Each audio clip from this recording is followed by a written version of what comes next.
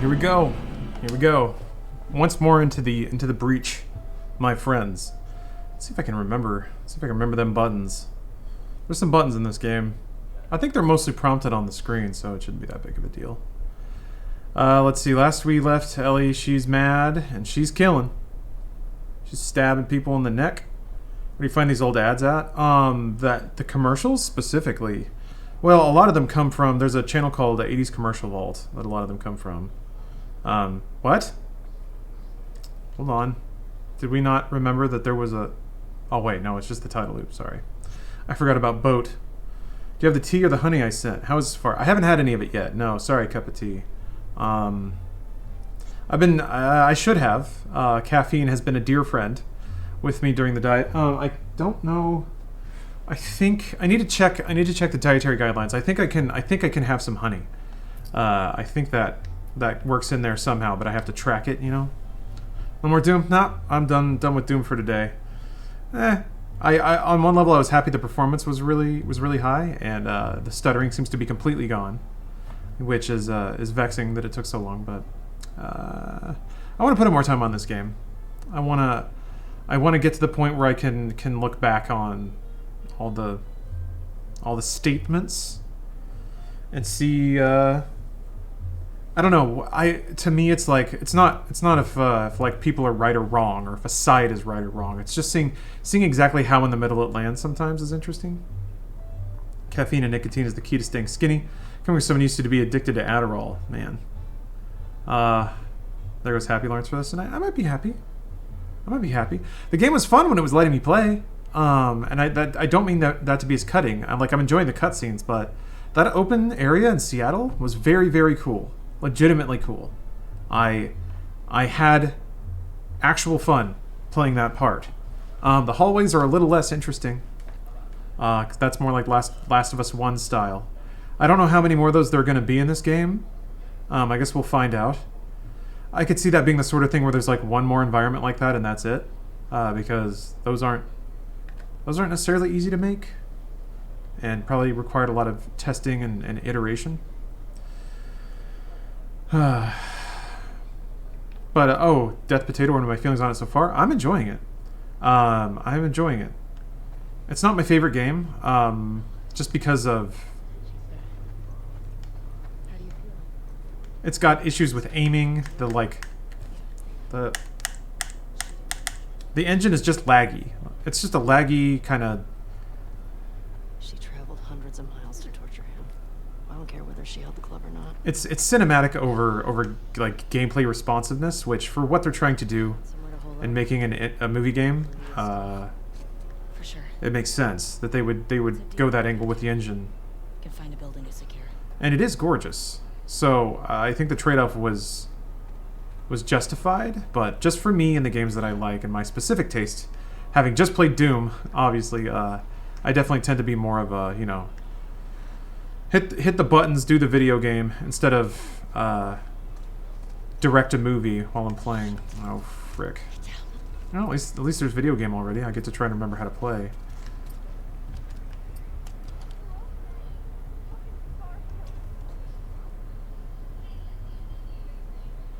Do we still get to choose the motion blur with the candle CP? Sure. To a point. If it gets too silly or too time intensive, I'm gonna...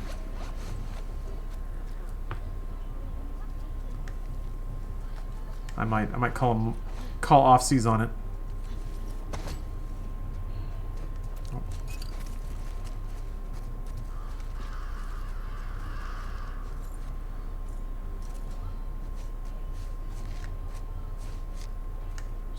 Four? 5?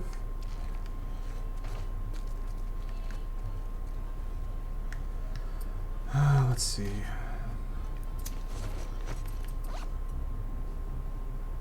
Plays in place and detonates on enemy proximity. Oh, okay. You can't throw them. That's a bummer.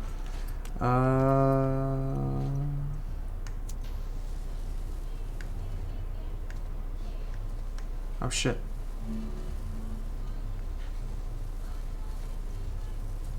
Fuck, man. She's gonna get me. I didn't know they could come upstairs. Stealth 100 right there. Oh, fuck. Wait, who's looking at me? Oh. God damn it, man! Alright. Okay.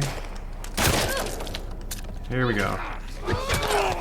This game is fun to play when you're not in active combat.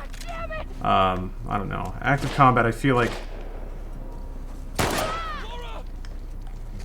Oh, they say names because they're people. But then again, to me, you're in a fail state when you're in open combat. That's kind of how I think about it. Oh, come on. I can't. Aim assist is helping. Oh, why did you switch? Oh wait. Hold on a second. Let me try this. Try this shit. What? Fuck. Coming the other way. Oy. Or maybe not. Fuck. Stop. No. Back up, back up. Go, go, go, go. Take cover! We found them!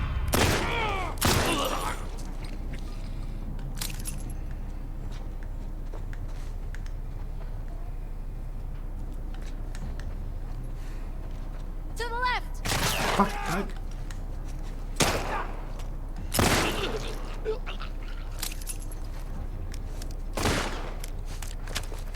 Just gonna come in one at a time on either side.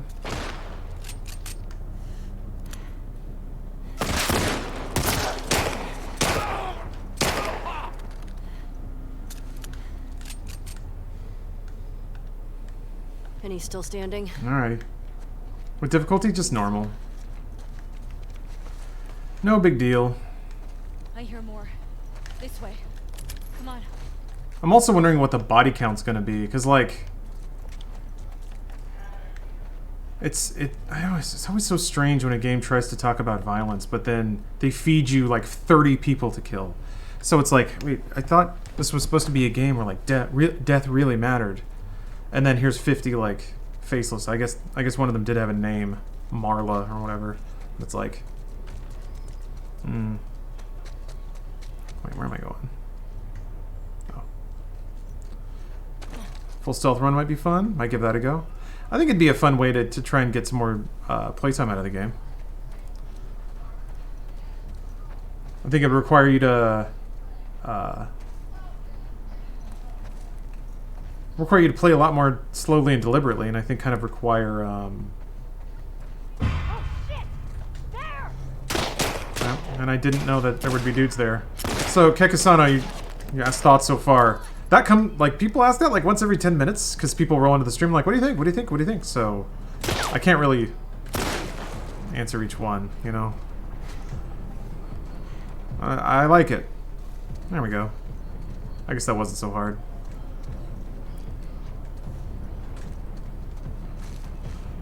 This music is good. Fuck them! Ellie! Through this window! Hit them from behind! You're fucked now!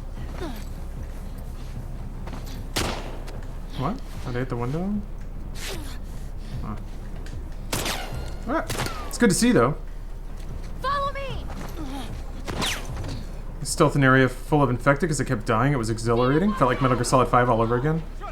Over there! Yeah, the stealth in this game, when it works, it works. Don't stop! There is a sprint, probably. Did I forget a sprint? Is there a way to sprint? Oh, that's not it. That's not it. That's not it. That's not it. There it is. No! Ah, Cena!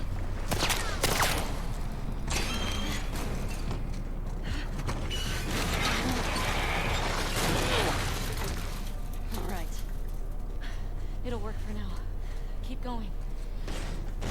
Yeah, I guess in a game that's supposed to be about like personal vengeance and all this stuff, it still feels weird to have you fighting an entire like mob of angry people.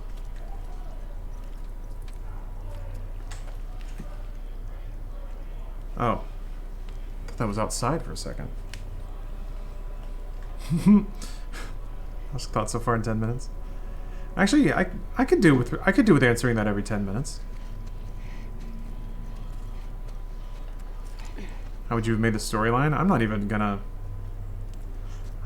start to say that. We gotta keep moving. Like, I don't know. I don't think I'd ever want to even start to be like, I would have done it like this, because I didn't do it like that. I feel like being an armchair writer is very easy. But I also don't have many issues with the story right now. And oh, you mean in terms of game mechanic? Is that what you're referring to? Like how to...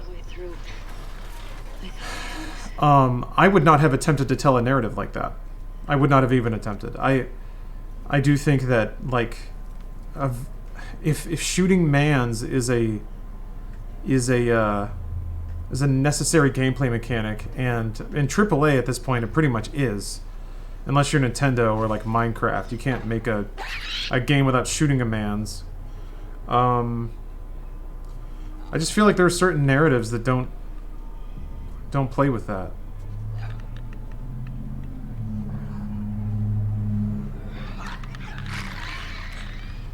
I would have made more tits in the game. Yeah, more sex in general.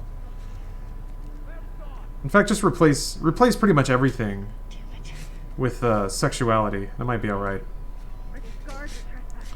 Maybe the message is you like hurting other people? Yeah. Maybe. The thing is, like, it's the sheer realism angle that just it's kind of where it starts to fall apart. Because Hotline Miami was exactly that. It's like a game where they feed you a ton of people, and then at the end they sort of wag a finger at you for liking all that murder, even though you did it, or like the game didn't give you an option to not. But it worked because it was just the beat at the end of the game. It was like one beat, and then it like dropped it on the floor and then left. So I don't know about dropping it on the floor and sticking around. About being like, haha. And then there being the video game keep going, keep murdering a million people. Shit, they're actually crossing each other's visible lines pretty well. Dina needs to move. God damn it, Dina, you're super in the way. And I wish I could change what side of the camera. Like, which shoulder am I looking over? There's a button? Okay. But it doesn't, like, it's always over the right shoulder in like exterior third person, which means, like, stealth-wise, it's easier to turn left. Even the camera shifted again. Like, why is it... I don't understand. The camera at corners in stealth is a strange mechanic that I don't understand. It seems sometimes to not, or to make you want to see less. Also, Dina keeps taking the corner. I really want to be able to move back and forth, but you won't let me do that. Which is a weird problem to have. God, I wish you weren't there right now. God, I wish you were not there. Oh, wait, okay. Fuck. That wasn't the button I wanted. Forgot to grab his triangle. Alright, well.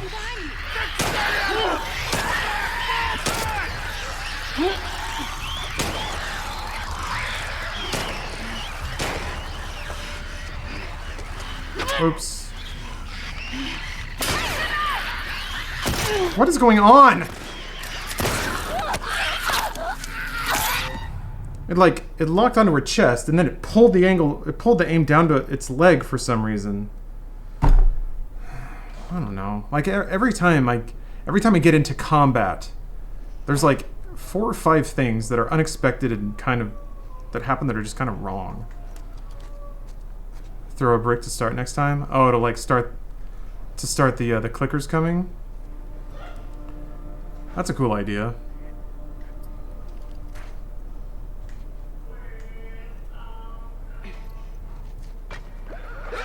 Yeah.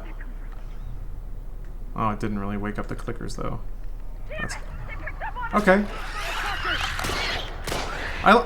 So this aspect of the game I really, really enjoy.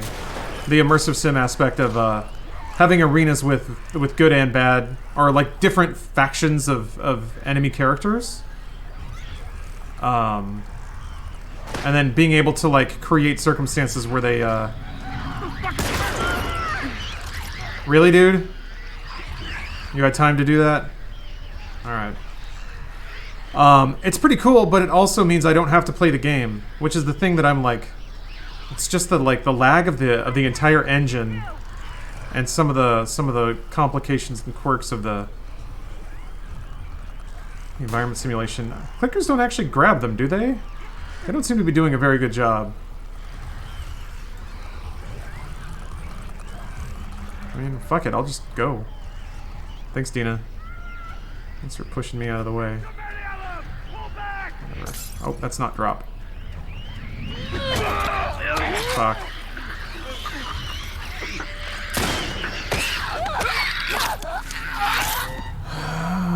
King Egg. Hey, have a good night. This looks like a scene from a comedy. Yeah. Just like the inability to shoot things. I don't know what it is, man. There might be more accessibility options. It wouldn't bother me at this point to just remove shooting from the game. It's not fun, and it is a problem because it's something that I kind of keep having to do. It would be delightful if I could just play the entire game without having to aim at anything.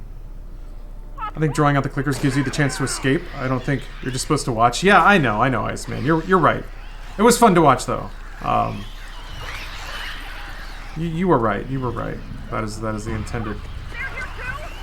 Whatever. Oh, that's not where I'm supposed to go.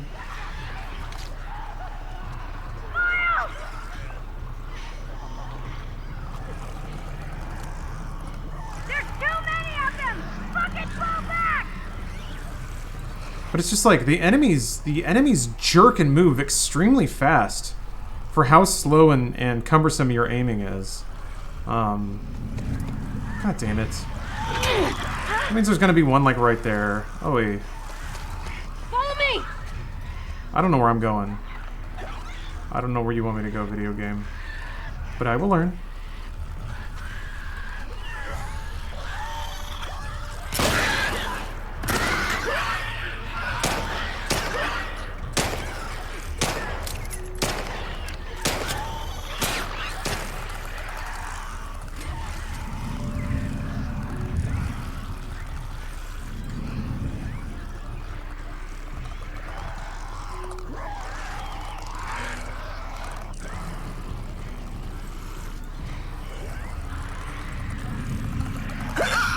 Wait. Okay, I was like... I swear those guys didn't see you. I don't know if I like the fact the game has the accessibility option since you can turn them on and basically say I don't want to play this minigame of the movie I bought. I don't see the problem with that. What's wrong with that?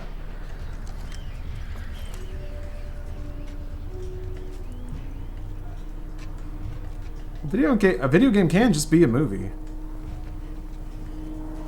I mean, it's not really a video game at that point, but why shouldn't somebody be able to enjoy it that way if they want to? Dina. Does it make you uncomfortable about the ideas of, or like where the dividing line is between video games and movies? Okay, move it.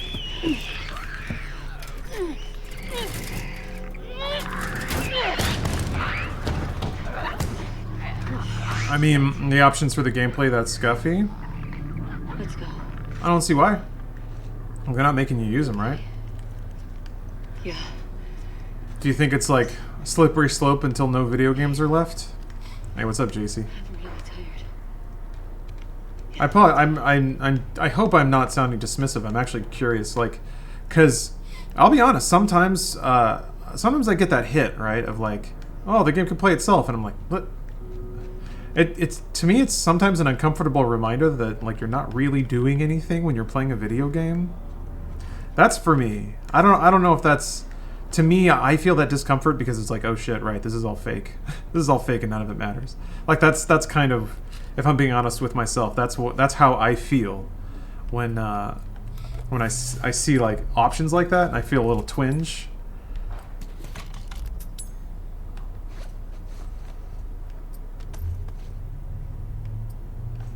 Okay, let's get that silenced pistol back out. Here we go, James Bond time. My favorite portions of this game are this kind of stuff. This way's blocked. Exploring the environment, finding notes, crafting, looting around. That's pretty nice. Jules, I hope you make it out and find this. The two of us got into a minor dust-up with some clickers, but we're still in one piece. Hold up here for the night to lick our wounds. The long dead body of a man watched over us, a gruesome reminder of why we're doing this. This infection, it really was a warning. Infection? I guess spores can infect you. I don't know. Better to live off the land than remain in this rotting mess. Zachary says if we keep heading north, we'll hit the Seraphite encampment in the next couple of days. He calls it Haven, and they built it all themselves. Hearing him talk about it, it was hard to not get inspired, even optimistic. I pray for your safety. I hate to think of what Isaac will do if his goons catch you. I'll be holding my breath, waiting for a sign that you're okay. From Gary. Things are bad. Don't kill people, you guys. Maybe through here? Yeah, a lot of people seemed underwhelmed by Outer Worlds, which is kind of a bummer.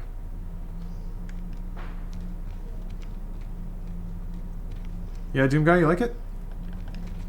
Maybe I just need to get better at combat. Scars. I wonder if that's who made all those murals. What's up, Una? Those wolves. Welcome. Everyone in this city's a fucking psycho. Outer Worlds tried too hard to be goofy. Yeah, I was hoping it would be like Borderlands caliber, but just reeled in enough to not be eye-rolly. But I don't know. Maybe it was just straight up Borderlands. There was some pretty harsh elbows to the ribs when I played the preview. Gotta hit that quote of Obsidian funny TM. Is it really that like? Is it that rote at this point? Yeah, this lighting is incredible. Cannot sneeze on that. Again, just the environment and the mood and the world is probably some of the best in video games. Just hands down.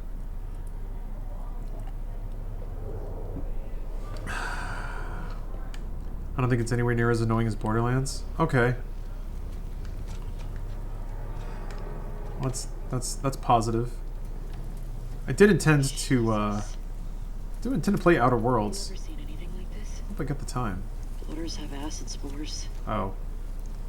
That didn't sound like a bloater. He's sizzling. Whatever the fuck they're fighting, we should let them kill each other. Agreed.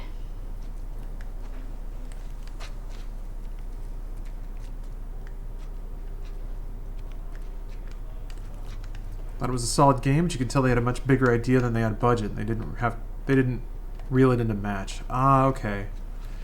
Yeah, maybe it's the sort of thing where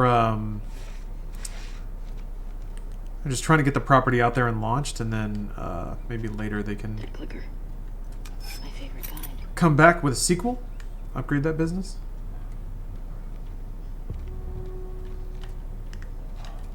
What's the plan? Got another ladder across there. For a lot of people I saw were looking forward to Outer Worlds. Disco Elysium ended up coming out a couple weeks before and really handled capitalism critique in a much better manner. Ah. Okay. Well. Here I am arriving at the fact that it's criminal I haven't played Disco Elysium yet.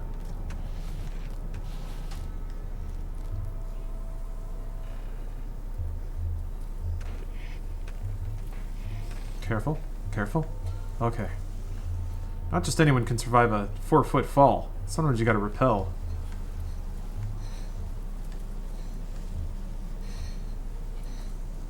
Does that sound me breathing, or is that Dina walking around? What's all the red glow? I don't know. It's just spooky stuff. It's a flare. Just cinematic lighting, really. I don't think that there's much of a reason behind it.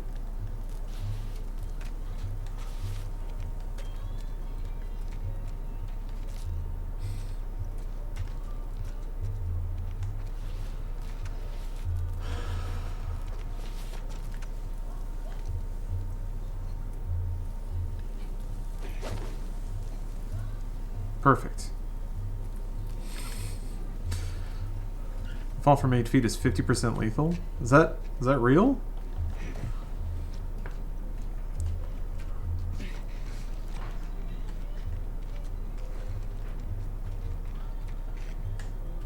Yeah, puzzle gods. We'll see.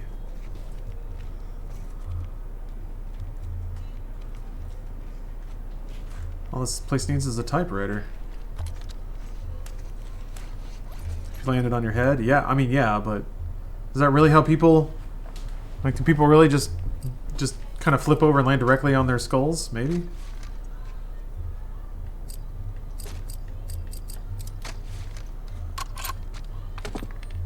God, this is still just straight up the coolest. Yeah, I like to think I know a thing or two about falling from heights. 8 feet onto your spine could break your back, depending on how you land. You typically want to land on your back. At least if you're landing on pads. I guess I don't know the best way to land if you're falling on ground, but I assume it would be the same. That's the most surface area. Gives you the best chance to break the fall, disperse the impact.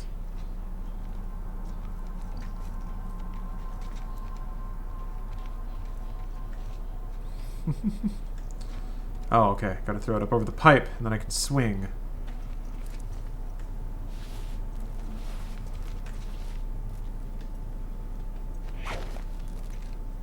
Here's the real puzzle god.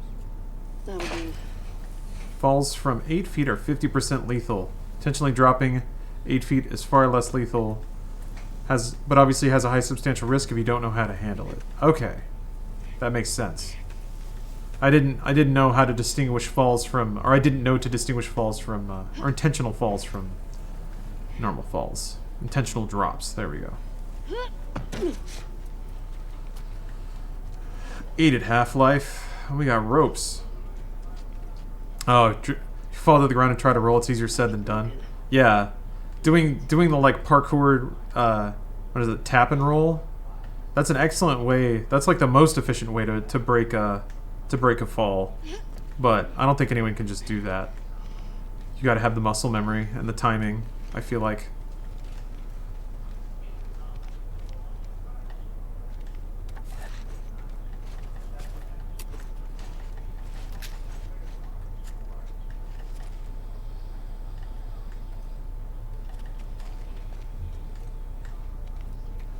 Ever get any decent injuries in stunt school?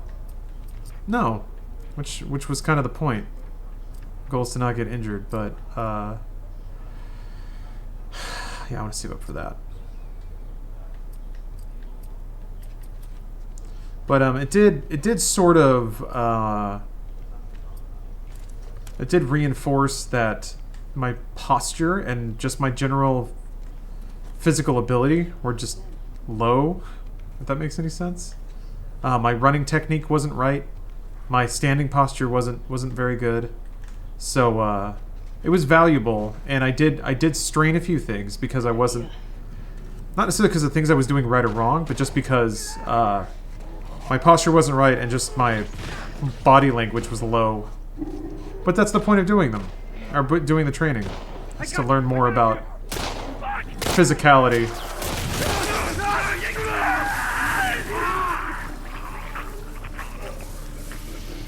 Oh man,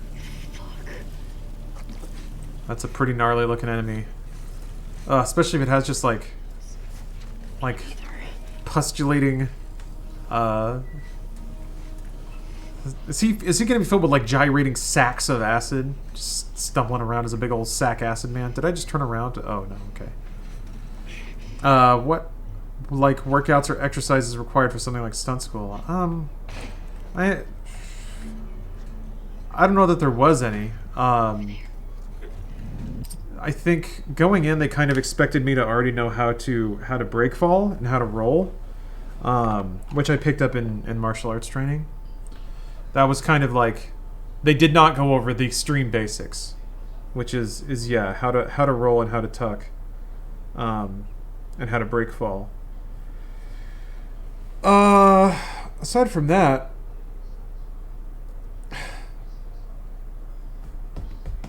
Aside from that, it was pretty much whatever. Like you would need a base level of like physical fitness to be able to just hang in class all day, because you know you were jumping and running and stuff.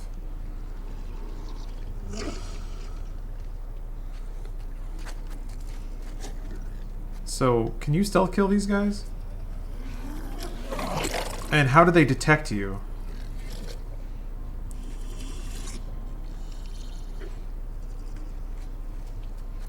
I don't know. I feel like I'm going to die a lot before I understand the rules. Oh, they got butts? Why do they have butts? Can you not kill them? Okay, so they have eyes.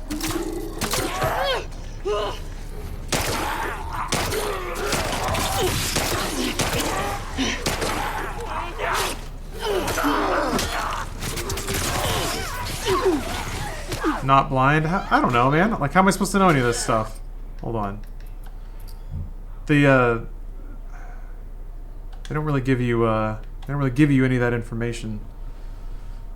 You can't stealth kill them. Okay. So you either just have to get past them or like, save them till last, I guess?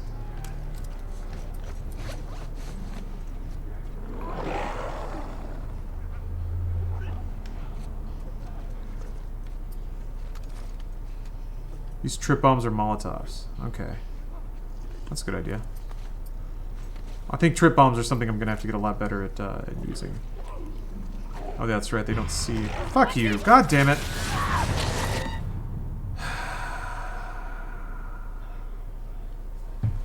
That's a weird thing that I don't know that I can rightfully put on the game, but... And I remember this with Last of Us 1 as well. I remember that, like, for one reason or another, for a majority of the time, what I thought would happen isn't what happened. Like, I would have this plan about how I'm going to enter a room or how I'm going to take people out, and then just something would happen. And I'm like, I don't understand that, and now I just have to deal with this. So I don't know who saw me or why they saw me. Was it that guy? Maybe? Did he turn around? No? I don't know why I got seen. Should have been able to just put this here. So, I don't know, man. You can't stealth kill them, and they hunt by sound, and some sight, it's just kind of poor. Okay. What the fuck, man?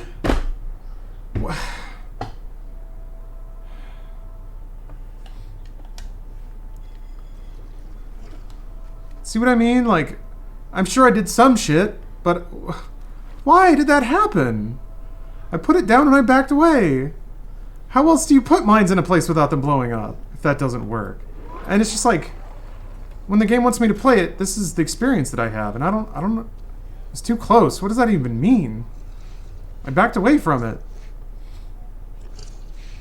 Ah, man. I found that stealth in this game wasn't fun. Look out! Oh, fuck off. See, like, why did he see me? What happened? Whatever.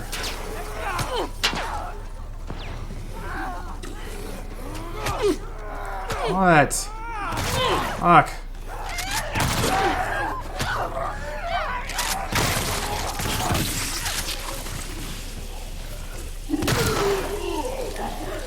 Well, this is that Last of Us feeling.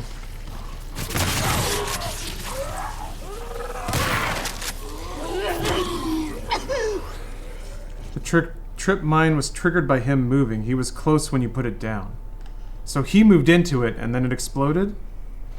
Ugh. Fuck these assholes. Did they get you? That's how I felt about Horizon Zero Dawn. They give you a stealth tree, but late in the game you can barely use it. Is that what they called them? Yeah. Yeah. Where the hell do shamblers come from? The thing is, I'm trying to avoid shooting, because I don't like the shooting in this game. I think it's worse than the stealth. Alright, well, whatever. Got through it. Burn some resources, it's fine. Yeah, I don't know. At some point, it's tough to tell. Is it you or is it the game? I say you, is it me? Like, am I not understanding? Am I playing poorly? Are there mechanics that have been explained that I didn't understand? I don't know, like, if there are more rooms like that, turn to off the aim assist? Yeah, Andy? Man, I can't aim for shit in this game. The controls are too laggy. Like, and they like, the sensitivity is real low. It has aim acceleration. Like, it reminds me of swampy, crappy console shooters from like 10 years ago.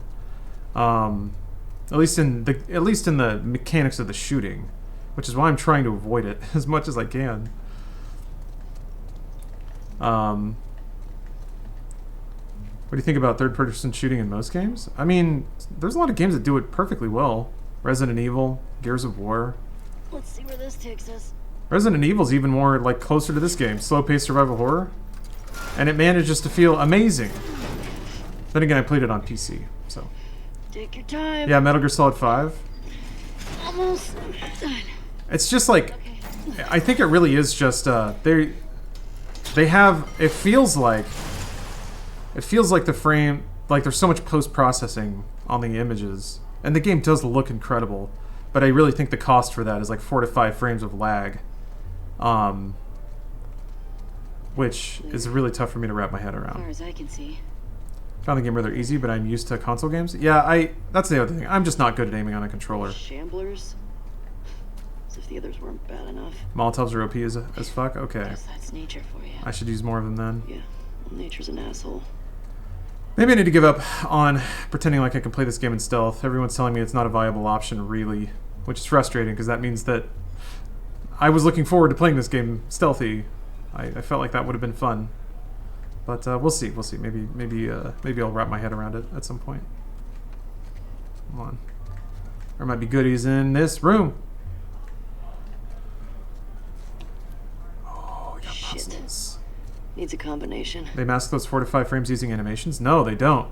I guess it's at 30, so it might be more like 1 to 2, but like doing an input on the controller and then seeing the result in the game, it's noticeably delayed.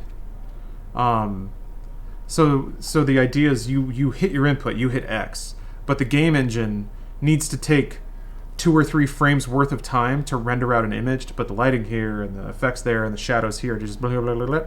So sometimes frames are buffered or double buffered or even triple buffered, which means the frame you're seeing is actually the one, it's like in a stack, it's in a buffer, and the engine is constantly rendering frames, but the more of a buffer, the more time it has to actually fill out those frames and do all that stuff. So I don't know if that made any sense, but let's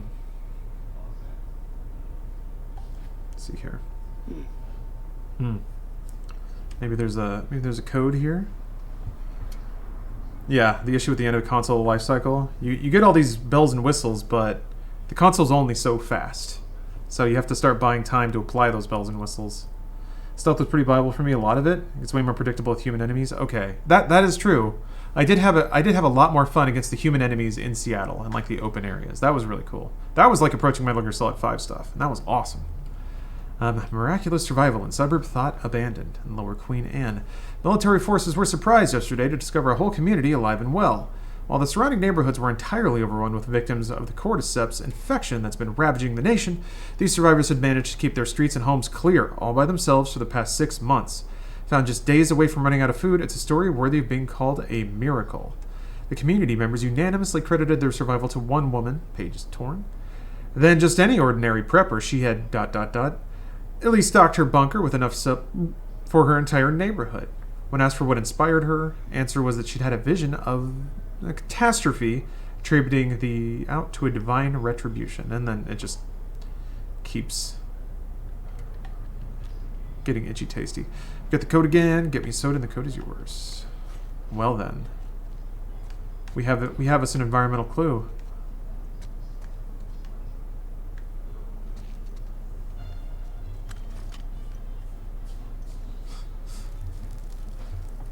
Hey, Steph. I don't remember how to look down the site. Dang it.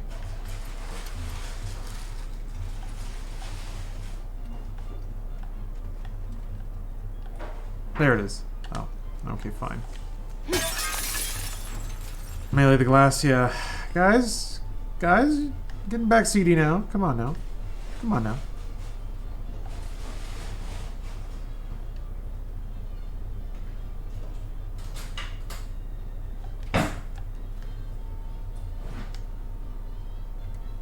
152 something something.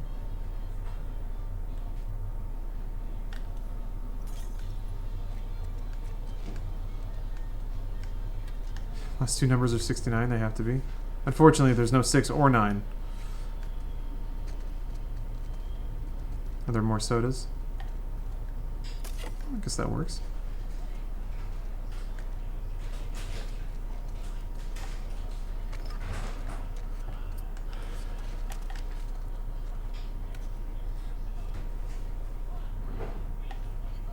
Hey, Hmm. doesn't this look like the lady from the scar graffiti? Yeah. Why do you think the left call them scars? After the shit we saw today, I'm not sure I want to find out.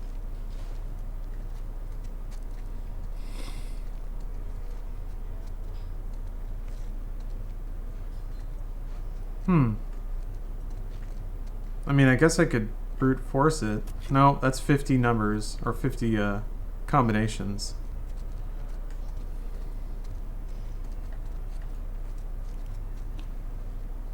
Let's see. Hmm.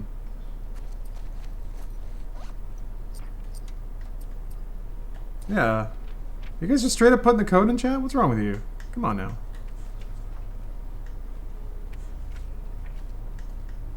Gross. Let's see.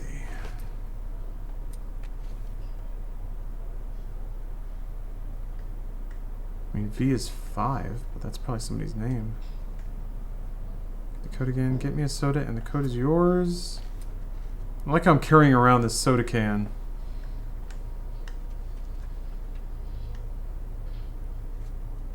Oh, is it each number is used once, maybe?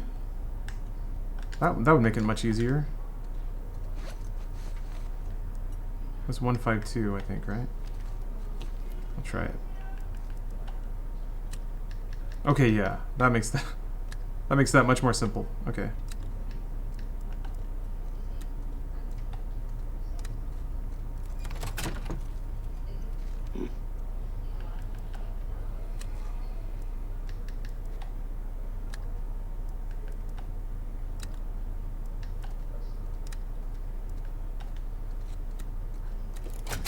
Yes.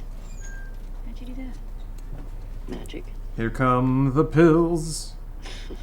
Those delicious, yummy pills. So I can upgrade my stealth more. Yeah. What's up, William Knight? How you doing? We're playing spooky game. Spooky sad game. You're bad and you should feel bad game.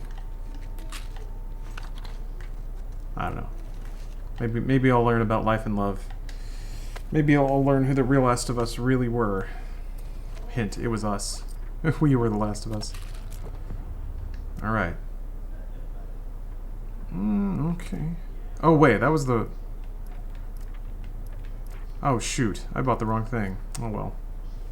Oh, well. That's what I wanted. Faster while prone? Silencers would be nice. Stealth kills would be nice. Okay, well, whatever. Wait, what? Hold on. That doesn't seem faster at all.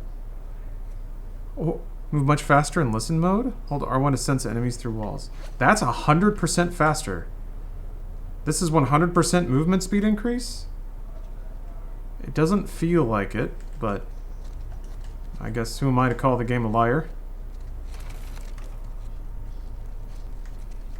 So that's it, huh? We're some kind of Last of Us Part 2. What are we? Some kind of Last of Us Part 2? Missing materials? Yeah. Guess what? I'm not sweating it. It's gonna be okay.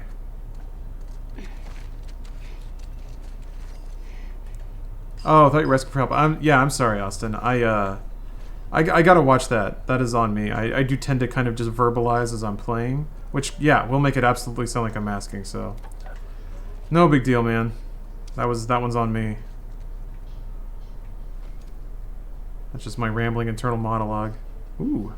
Dr. Daniela Starr. Recruited by Spark Century 22 out of Titan's best science academy, brilliant Daniela Starr was assigned to the Ion Engine Development Team. Under the watchful eye of her colleagues, she came up with plans that exceeded everyone's wildest expectations. But when she learned her superiors planned to use her technology for weapons, she scuttled her research and fled to Ganymede. Now under the protection of the Future Alliance, she is on the verge of developing mankind's first faster-than-light vessel. I'm glad. My favorite faction is the Future Alliance.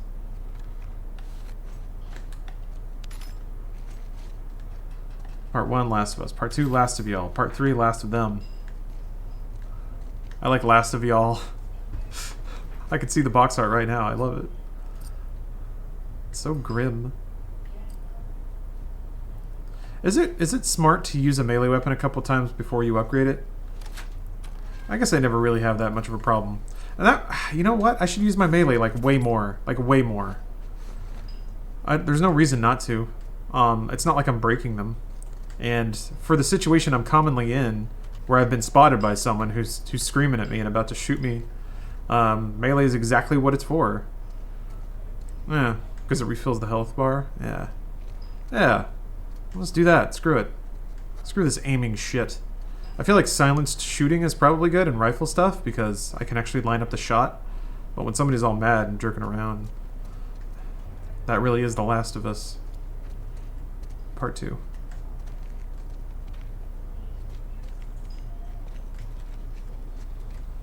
Yeah, there's no shortage of melee weapons, it seems. There's a barrel there. There's no way. There must be a way around. I like your optimism.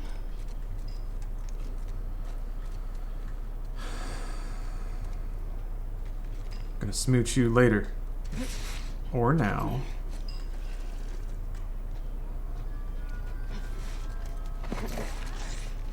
Shit. Shamblers.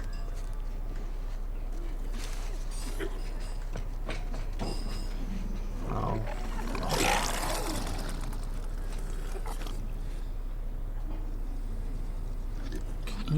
Can you still shoot these guys in the head? Alright, well.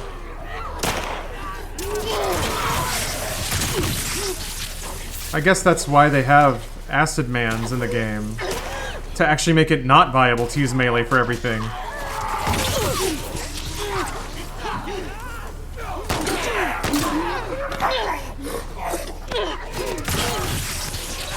What is even happening right now? Alright. And back into the wall. I'm just like...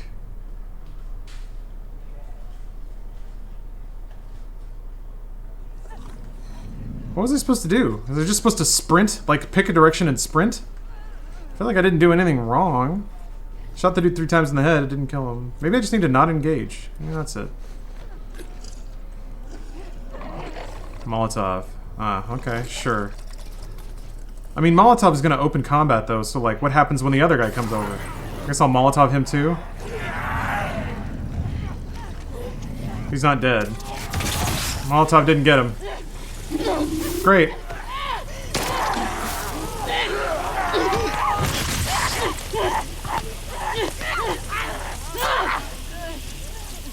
Nope, nope.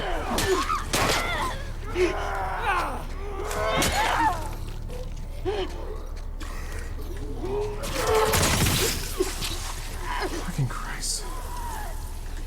Kind of lame that Molotov exposes your position. Fucking Christ! Stop it. God, I don't care.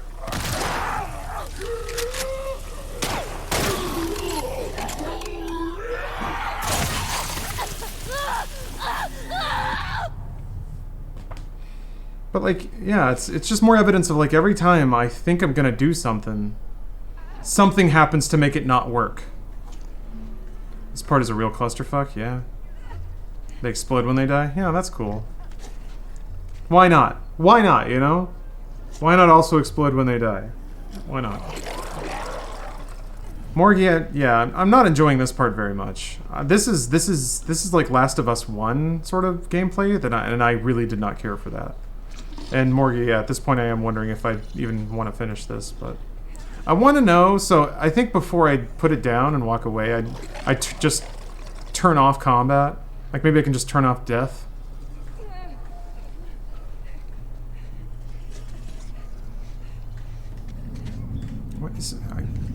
Oh, you're looking over here. So wait, I guess they can see in the dark? Oh, come on. They can see in the dark, but they don't react to your flashlight.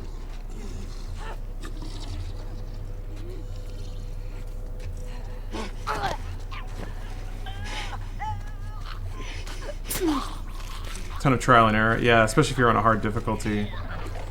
That makes a lot of sense.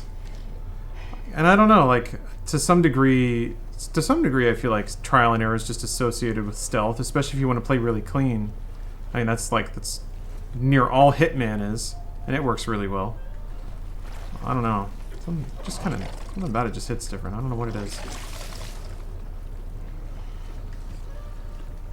Infected don't react to flashlight, humans do. Yeah. But, like, I guess mushrooms give infecteds nighttime vision. It's like the only thing that makes sense.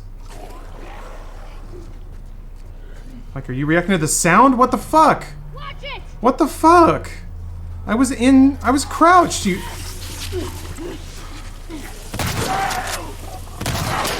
What the fuck?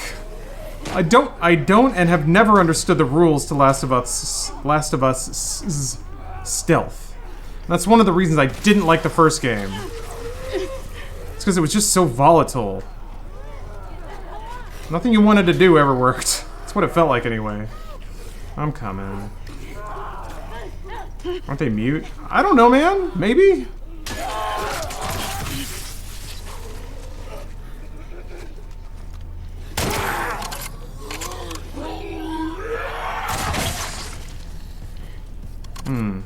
When you walk at full speed crouch, some enemies can still hear you. Okay, that's true. I guess I thought the clickers work that way, but I assumed that other enemies wouldn't because that's like the one thing that the clickers have. Same.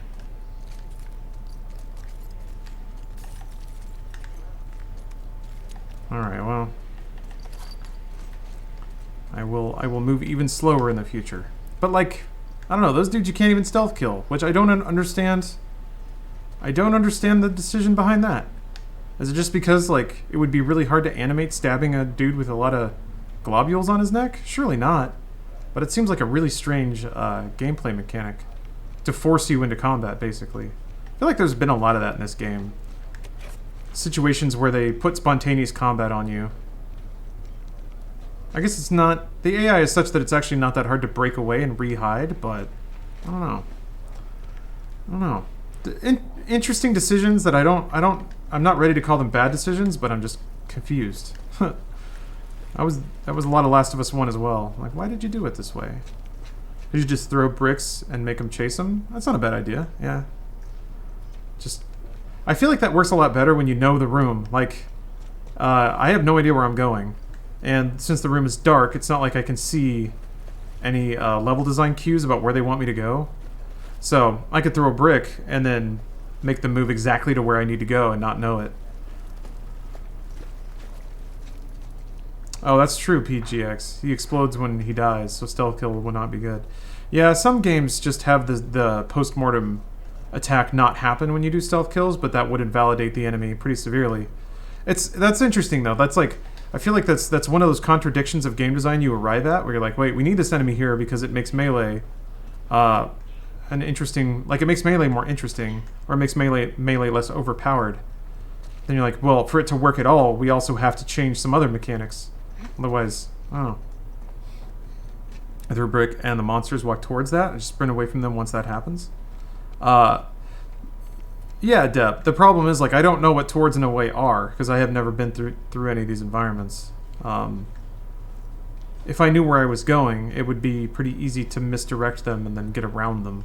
But in a dark area, a dark and pretty circuitous room,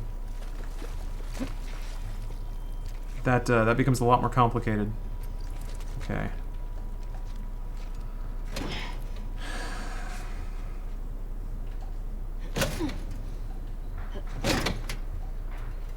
Oh, that was after trial and error? Yeah. It's the trial and error phase that is strangely There.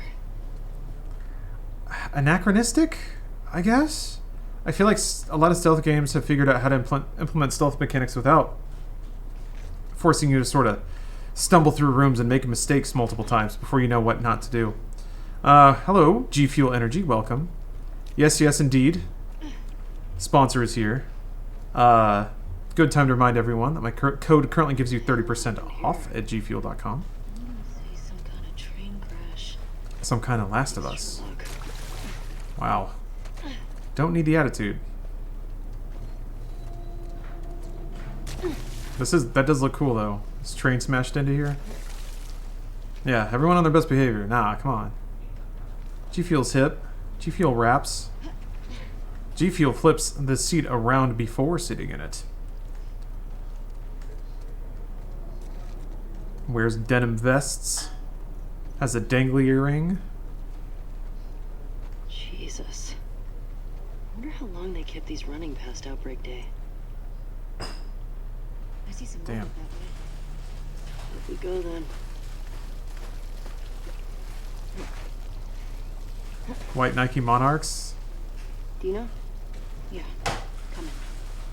It's a big look. Big look and big vibe. Oh wait, maybe Dina was gonna say some story things. Well, too late. A braided brown belt. Oof. The power levels are getting off the charts already. It's more simpler. I noticed with stealth mechanics in some titles lately. Thief is ultimate trial and error stealth game. Yeah, Thief is up there, but that's the whole game. It's I feel like it makes sense when it's the whole game in a weird way. It's like that's the experience you know you're getting into. Hey. That's the experience you're asking for, and it doesn't represent itself as anything else. Oh yeah, Hackberry. I mean, that's a really good name. That's a really good name. What you got?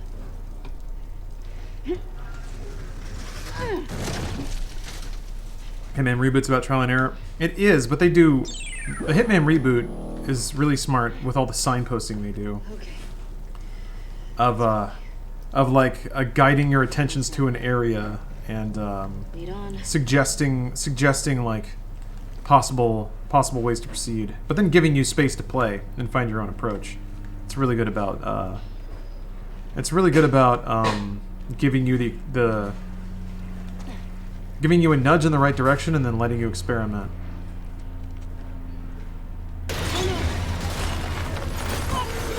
Yeah, they're also very forgiving, unlike this game. But I do have to keep calling out how fast this game loads.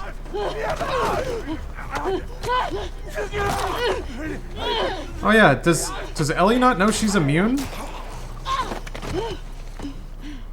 I guess she doesn't. Maybe she'll find out now or something. Oh wait, her mask isn't broken. Never mind. Here, we can share mine. No! Don't take it off! Ellie, stop! Ellie, stop! What? No! Ellie, no! Stop! I'm not infected. Oh, she has to pretend for others' sake. Got it. Okay. I'm not coughing, you see? Dina. Oh, she even told, but Dina said bullshit. Okay. Yeah. She told Dina when they were smoking weed. I'm sorry. You're right. I completely forgot about that. That had already been established.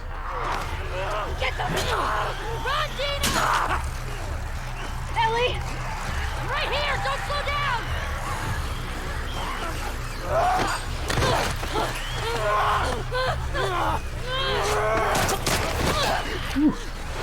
This way! Hurry! Fuck! Go right! Come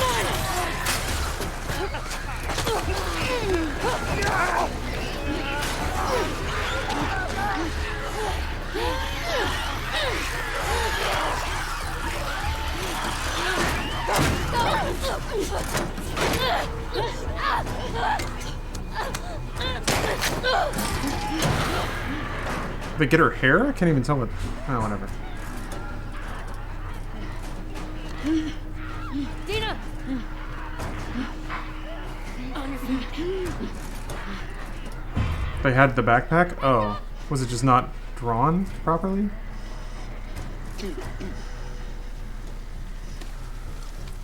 Hey.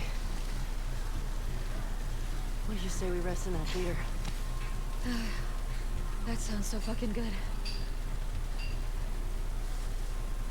Oh, there's meant to be a clicker that was in the turnstile. Ah. Okay. Almost there.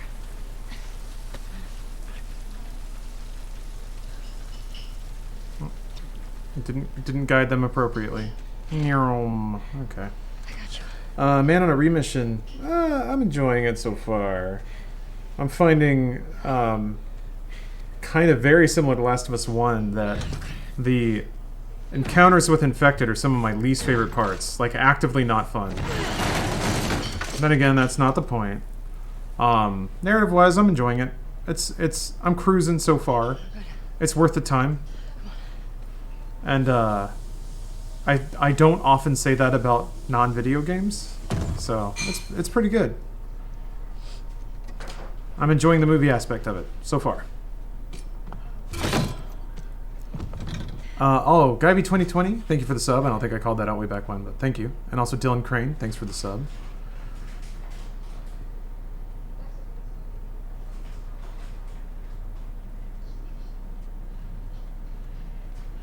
You want to tell me what's going on with you? What's going on with me? Oh, does G Fuel have a kind of metallic taste? I always assumed that was like the vitamin stuff because I get the same like sort of twinge from multivitamins and stuff like that. So I'm immune. Okay, you're immune. Come on. that's what I thought, or maybe it's the caffeine. I don't know. I was bitten a long time ago. What the fuck are you talking about? I was bitten and nothing happened.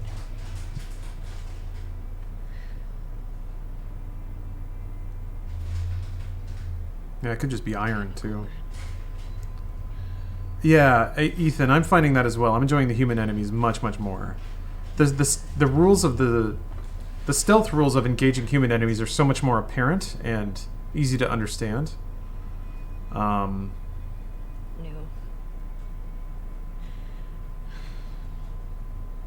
How do you know? Matt went to raid Bruce at the same time Bruce raided Matt, so I came here for hardcore gaming. All right, well, welcome. Can't get you infected. Turbid, thank you for the raid. About. Wait, which Matt? I can't make you immune either. Poorly prepared or poor quality coffee often has a metallic tinge to the flavor, a bit like a whiskey from a steel barrel. Likely not bad, just a flavor note. Oh, brag. All right, gotcha. Can you say something? Well, welcome everyone. Playing depressing game. Yeah, and we got the Turbid raid, so. I think I'm pregnant. What? Don't worry, it's not yours. It's kind of funny. What are we supposed to do now? I'm guessing this is a beat where people are like, this sucks. Because How long have you known? not that it's the case in this game, A few weeks. but We could have still turned back. I didn't. a surprise I'm pregnant can, I'm sure, read as some rough writing. Now, aren't you? What? She's not, like, showing. You got a few months. Maybe, like, sickness or something? Or? Make sure this place is secured. She's never had a support network, so she has trouble trusting other people. Rest. Da da da da da da da da da. Shep, thank you for the gift sub. Irritability, yeah. Oh, that was fast. She just foomp. Just hit the couch and rolled over. She got pregnant. Pregart. She caught child. Yeah, so it's not necessarily that I avoided spoilers, but I don't know if this is unique, but I have the ability to see a spoiler and not read it. Like, once my eyes and my brain recognize that I'm reading a spoiler, my brain just stops processing the words. So my eyes just kind of gloss over, and then I, like, close the tab or look away from Twitter or something. It's actually, I don't know. I've never really understood people that get super bent out of shape for spoilers, because for me I'm just like, well, I see it but I don't read it, if that makes any sense.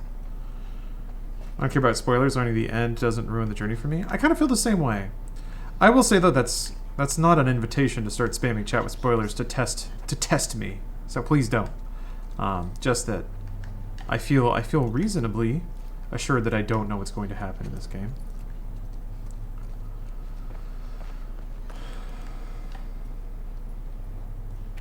Another single page. September 4th, me, Perez, Green, and Adams made it to the listening post 2 days ago, and so far so good. WLF haven't come looking here yet. The city's lost to the WLF. We escaped headquarters out of sheer luck and good timing. Taurus, Ward, and the others are probably dead. Camping here, grateful to be alive for now. September 6th, can't sleep, burning up with a fever, no medicine. Looked everywhere, we don't have anything except the uniforms on our backs. No contact from anyone on the radio either. How many of us made it out? September 7th, still feverish. Don't have any big cuts, so probably not an infection. The others are waiting until nightfall, then making a run to the hospital to get some medicine from me and supplies for where we're going next. They're good guys. September 10th, shouldn't be taking this long. Okay. Nah. This one's old. Still, better be careful. God. This is very sad. Perhaps this was the last of them. Cyberpunk sub drives me crazy. Every other day there's at least one post about people expecting too much, telling them to chill out. It's like, sure, I get it, but on the other hand, why are you so concerned about other people's hype? If they're setting themselves up for disappointment, just let them? I don't know, I don't understand. Yeah. Solo Samurai, not to be dismissive, because it's just like once you've seen people overhype themselves enough, you don't want to deal with it again. And you like to think that you can share your experience and your wisdom with people and save them from the heartache and pain and save yourself from the annoyance of the bluster and the screaming. So to some degree I kind of get it. But yeah, people fighting about nothing for no reason is kind of the internet in a nutshell, isn't it?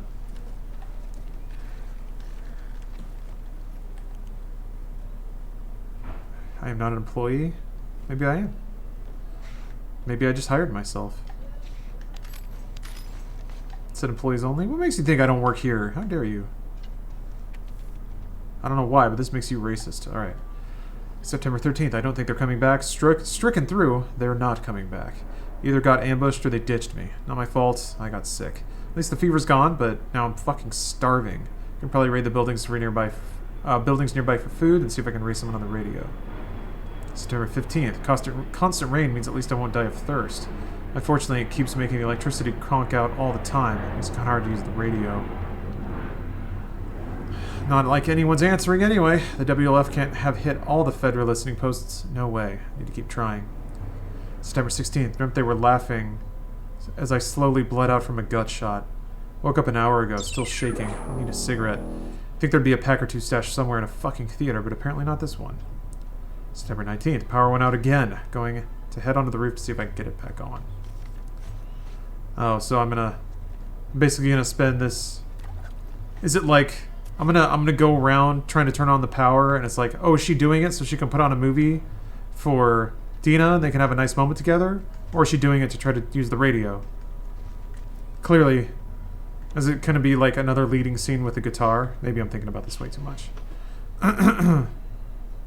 Like, she's going back for the guitar. No, she's going back for a gun. And this time, is she turning on the power to like reconnect with her girlfriend? No.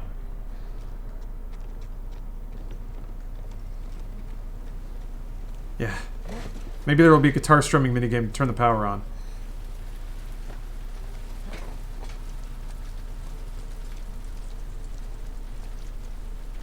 Not that kind of theater. Want guitar theater? Any theater can be a guitar theater.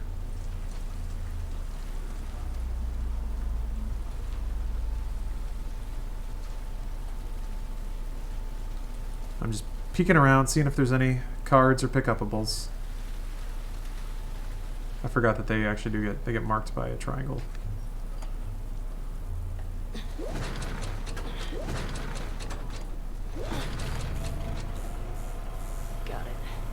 X to watch movie, O to kill bad guy. Man, who knew video games would be this good?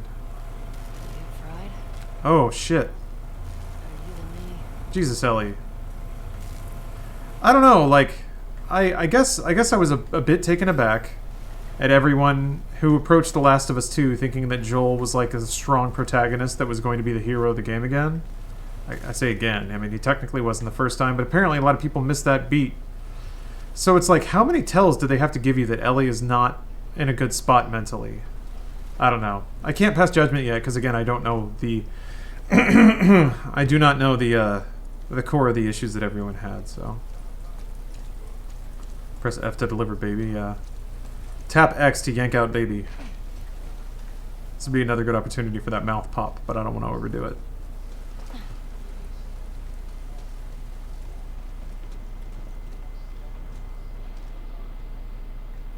Okay, well, never mind. I read into it a little much. Who thought Joel was a strong character? He's a fucking wreck. That's his whole thing. Yeah. Basically, like, trying to replace the ghost of his daughter. What's this?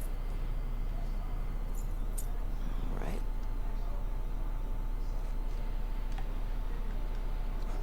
Well, the two main characters are women, so naturally a man has to be the one to save them, and it's got to be to Joel because of my nostalgia. JC, you actually summed that up pretty eloquently. I don't think I've ever thought about it from that perspective. Sorry. That is 100% genuine, just by the way. Not trying to be snide. I never thought that would be like the mental math, but it adds up. Checks out. That somebody would think that way.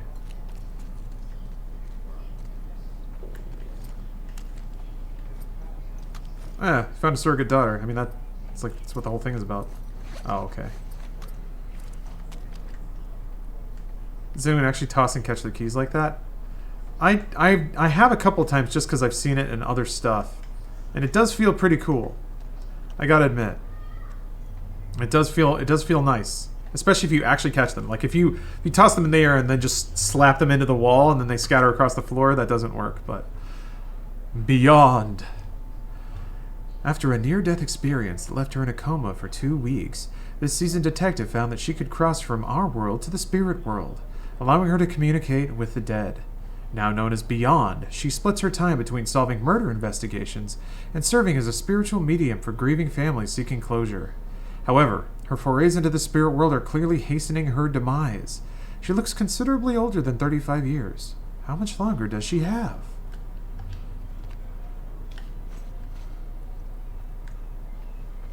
That's 2 strikes. A woman and old?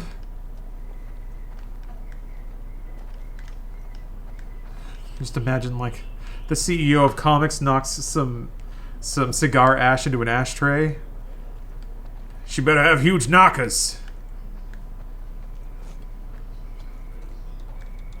This is not a 3-strike business.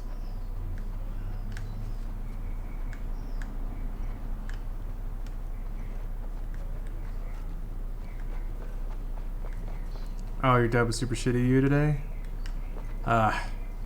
Happens. Parents just don't understand.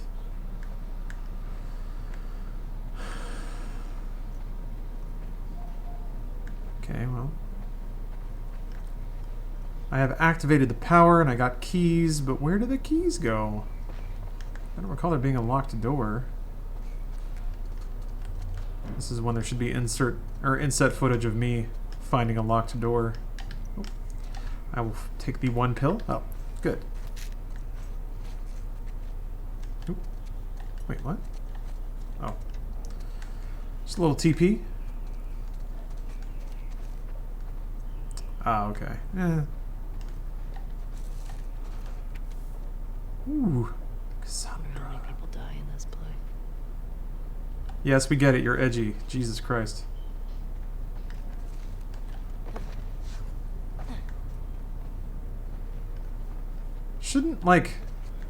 Shouldn't all the little internet edgelords really love Ellie?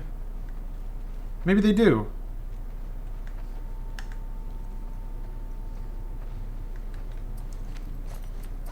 What? Are the keys labeled or anything? No?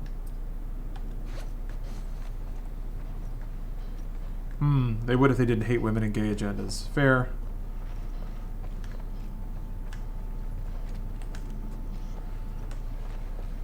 Kind of reminds me of like weird Watamote vibes of like, shouldn't this all add up? Gotta admit, I love Ellie. I mean, All right. she's brutal. I'll give her that. She's under a different lens. She would be a pretty wicked like action lead, but obviously the lens of this whole work is to Love watching a movie in this place. try and really like. I am slowly starting to get, especially with the notes there and like the people dying and calling out names and stuff.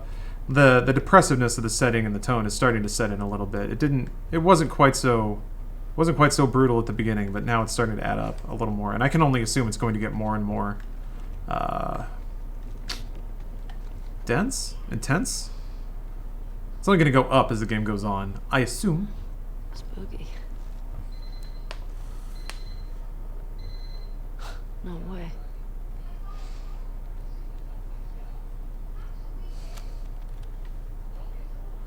Oh, guitar time. I gotcha. Seems Sherry lives in a post-apocalyptic world that is brutal. Scenes seem to set the stage. She is ahead of the game.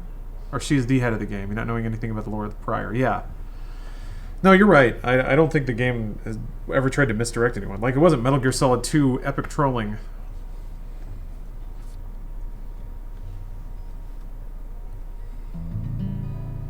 Yep, tune the one peg. And that's the one. Just turn that a little bit, and we're good. Wow, they really...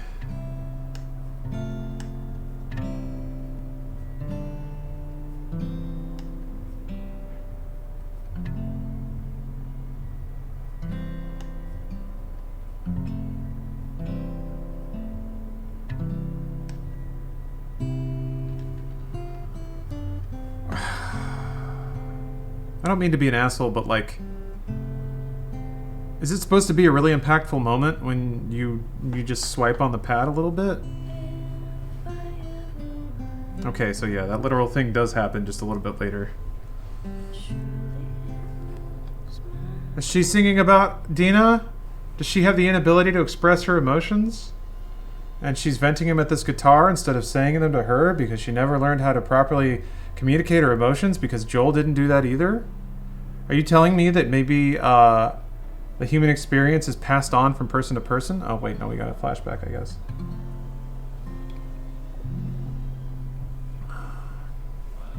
Starting to sound like something. Ugh, I suck. Sorry, I don't mean to be like... That's all. I am being snarky, but this is like... Alright, come on. This is what I worried about, which is that like Yeah. it would have writing that hit the bare minimum of like good characterization, and that's kind of what it is. Which is not a complaint. Is that a little cacodemon? It's not a complaint. It's better than we've had. That's something that's at least one level graduated from. They killed my wife / daughter / hot titty girlfriend, so now I'm going to kill them all, which is, you know, it's been most of it. Abducted, whatever. But like, okay, now we're into just like, okay, like still not. Again, okay, I haven't finished it. I'll just shut up. I haven't finished it. I'll shut up. But it's like, okay, yeah, I get it. All right, you know, that's nice. Best part of the game right here. Ooh, okay. Well, I gotta use the restroom, so I apologize. I gotta use the restroom. I'll be right back. It's college student grade level writing in a really pretty package. That was my review of Last of Us. Seems fitting here too. That was like, it's so tough because like the quality of the writing is here, but yeah, you're right. You're absolutely right. The execution is way up here. So that I would agree with that about Last of Us, is that it's like it's like a solid adaptation of a bunch of really good ideas from other more superlative works. Really, The Road and Children of Men, just smash them together and boom. And I say smash them together like it's that trivial, and I know it's not. Yeah, I don't know. Again, I feel like when it comes to really good writing, games just haven't developed the proper standard. When I don't mean something like this. The things that gamers often say have good stories, it's like, well, it's pulpy, and maybe it's well constructed, but it's not exactly like meaningful. Anyway, okay. I love Pearl Jam. There, I'll leave it at that. I'll be back in a second, guys. All right. I knew what I cut into there. I knew what I had to grasp it while the tension was high. Is it a dinosaur? Oh, boy. Stop trying to guess. I ain't telling you. That's right. I'm here now. Me. Is it an elephant? Is it a convertible? You're not gonna guess. They're so wholesome. Look at how shiny it is. Is it a lot of kittens? Everything's all nice and pretty, and Joel's extremely alive. A bunch of kittens. Why wouldn't you call it just a bunch of kittens? She's from pre-war. Or he's from the before time, so she doesn't get his quaint ways. I'm gonna sip on this soda now.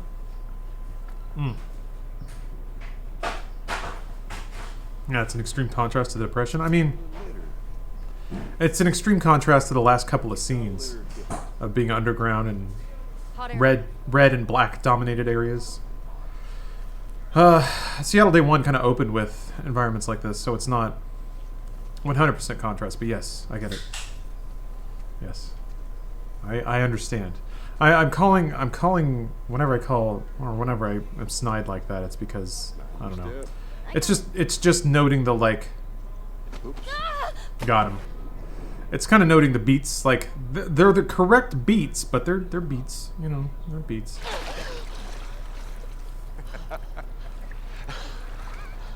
What is wrong with you? You should see your face right now. What if I drowned? Now you're not gonna drown. You gotta work on that confidence, kiddo. Yeah, keep laughing, old man.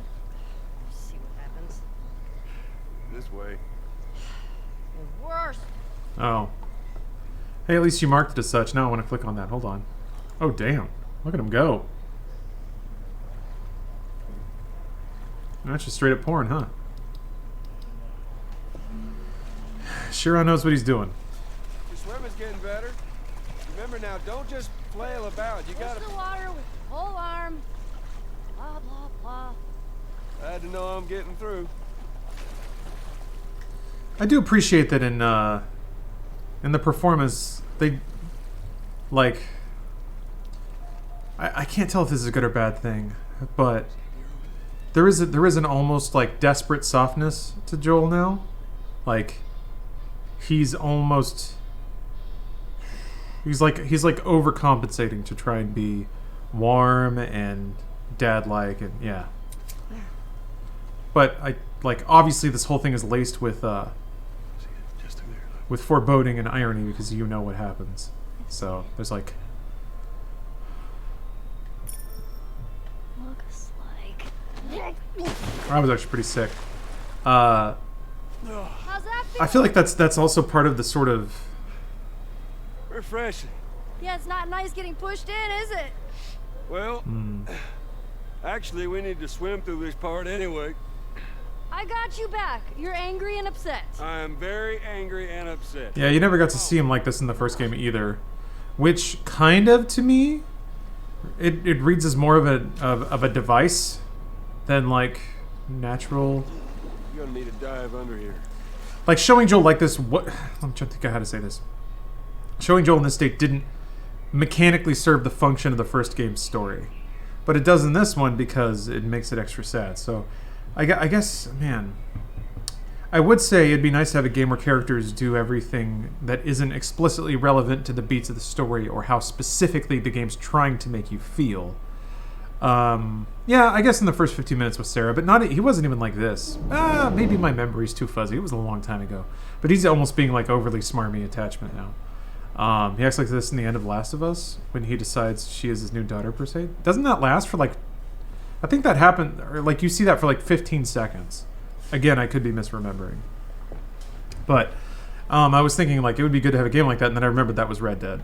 Like, Red Dead actually had tons of characterization and character interactions that weren't solely around serving like a greater sense of misery or something like that. I think a lot of the conversations in Red Dead did sort of revolve around how the gang collectively was a group out of time. That was a recurring theme in a lot of the conversations, but I don't know. Just felt a little more.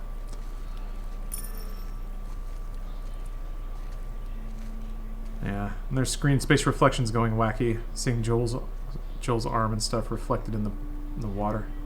Is it my 6th grade history teacher wanting to apologize for being a massive dick? I beg your pardon? My friend and I would argue whenever he called the Fireflies terrorists. We got a lot of detention. You know, you really need to stop letting people rile you up. It's hard when they're dicks. Point still stands. It was a good line delivery.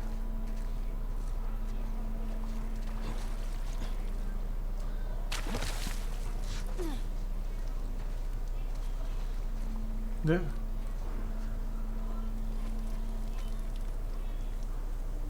Just wanted to see what he would do. Get another Where are you taking me? So one of the things that'll go away with ray tracing? Yeah, yeah. Screen space reflections are basically like it has to be rendered by the engine already, and then it just draws it upside down with some distortion over it. That is a hyper simplified way of talking about it, but New pair of sneakers? How many but that's a byproduct of the math cheat they have to do to flip the world into the water.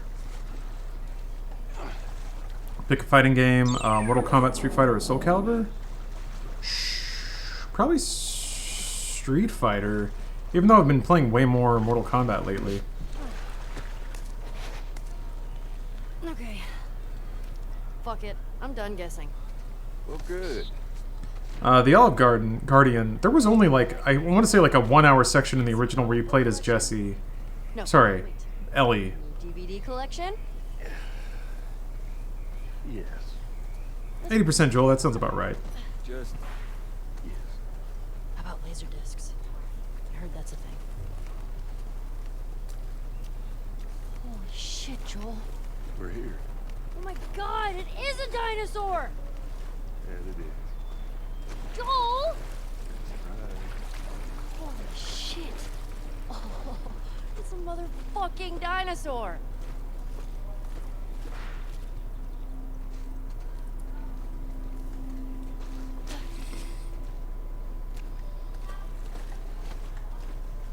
King of the Tyrant Lizards. That's a big one. Ooh.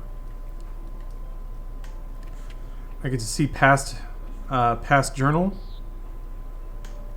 Of course, it's going to be like hearts and sunshines and rainbows. Forming rotation blows. I don't get why people ask for this assignment. Note to self. Talk to Mana about how early I can sign up for patrol training. Dina and I found this cool old campground today. She said kids used to go there in the summers for fun. We found all these art supplies. She cut colored paper and made some crowns for us while it rained outside. It was a good day. Sounds nice. Yeah, Arthur's journal. I love the journal in Red Dead, man. What an amazing way to use that as a storytelling medium. It was so much more than just here's dialogue about the character. The manner of his handwriting even told a story. So good. Jill said he's taking me on a camping trip next week for my birthday. He found something he says I'll love. He's acting very proud of himself, smuggled Fogey. Kat sat next to me at movie night. Our elbows kept touching. I think she was doing it on purpose. Maybe not. Probably not. Dina made a crown for me for my birthday. She went back to that camp and got all the paper. It's pretty great. Nah, she got a paper crown. That's cute. Yeah, Solo. I was ruminating on this when I was in the restroom about the levels of depth that character writing can have. Be careful. Let me. This is such this is. I was speaking out of pure ignorance already. So prepare to have all these words fall into your head and write out of them again. But I feel like character depth level 1 is a character who's driven by a singular motivation, the Doomslayer. He kills demons, and they can be fun to play with. Character level 2 is a character whose motivation has been altered by an event that happened to them. So revenge, I guess. Yeah. For me, it's Doomslayer used to kill demons, but then he fell in love with the demon, and now he likes demons. That's kind of okay. You've now passed level 1 in terms of character writing and development. I feel like character level 2 is because of the interactions with another character, this character has developed nuance or change. Like, it's human interaction that changed them. That's like fathers handing things down to their sons and things like that. That's like level 2. I feel like level 3 is kind of where Red Dead was, where it's like, no, these are actual full characters with complicated belief structures and confusing but very human motivations. And that was kind of like all the characters in Red Dead for me, especially Arthur. And the way that they wrote Arthur in such a way to make his character apply to however you played him, I thought was, man, that's masterful, and that's the kind of narrative that I think is sort of the future of gaming, and especially when it comes to linear narrative, is you have to write a narrative that allows for the gray space of the player's actions, as opposed to, for my taste, as opposed to something like this, which puts you on a rail and then tries to integrate your actions into that rail story. Nah. What's your favorite story in games? Favorite story?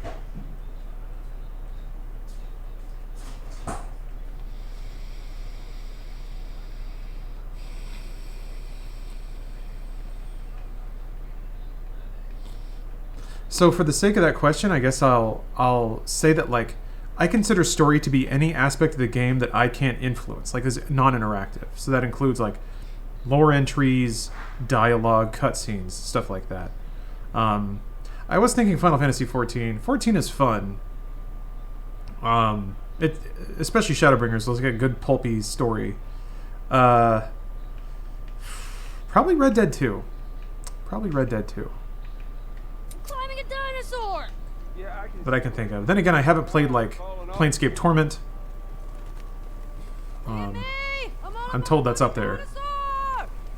Whoa, what are you doing? Don't jump. Just climb down. I mean, Disco Elysium is phenomenal. Disco Elysium is, like, actual good writing. It's maybe a little too early for me to compare and contrast with Last of Us, but man, Disco Elysium is humbling. Give Joel the RKO. See that? Yeah, so Oh, Silent Hill 2 is you didn't break anything. astounding as well. That was awesome. Soul Reaver's fun. Soul Reaver, I kind of put up there with, like, it's a really good pulpy fantasy novel. I wouldn't say it has necessarily the human texture of something like Red Dead 2, but Soul Reaver is a very, very good game. Metal Gear Solid 1 was amazing. It's a dinosaur book. No. Okay. Metal Gear Solid 1 was fun, but it was an 80s action film, and I don't know that I would say that it had good writing. Metal Gear Solid 3 was a slightly better 80s action film. Or I guess 60s. It was more of a... It was one of the better Bond movies, I guess is what I'd say about MGS3. Man. You want to start on? I'm sorry, Dr. Winge. I love Metal Gear Solid, but...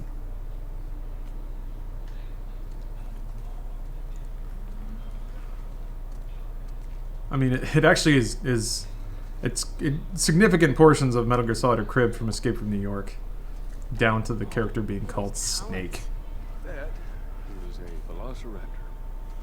Actually, it's a Deinonychus. Pretty sure these are velociraptors. Yeah. I mean, at least that's what they called them in this movie I saw.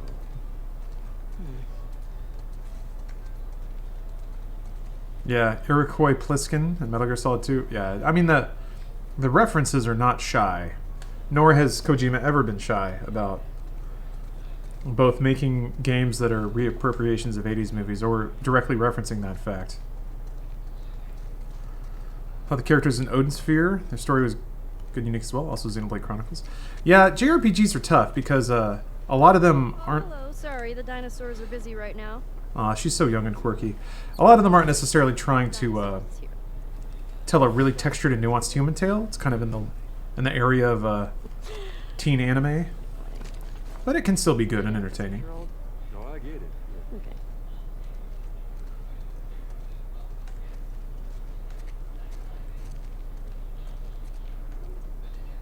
When you get the chance to put a hat on Joel, that's a trophy. Okay, I'm gonna get that trophy.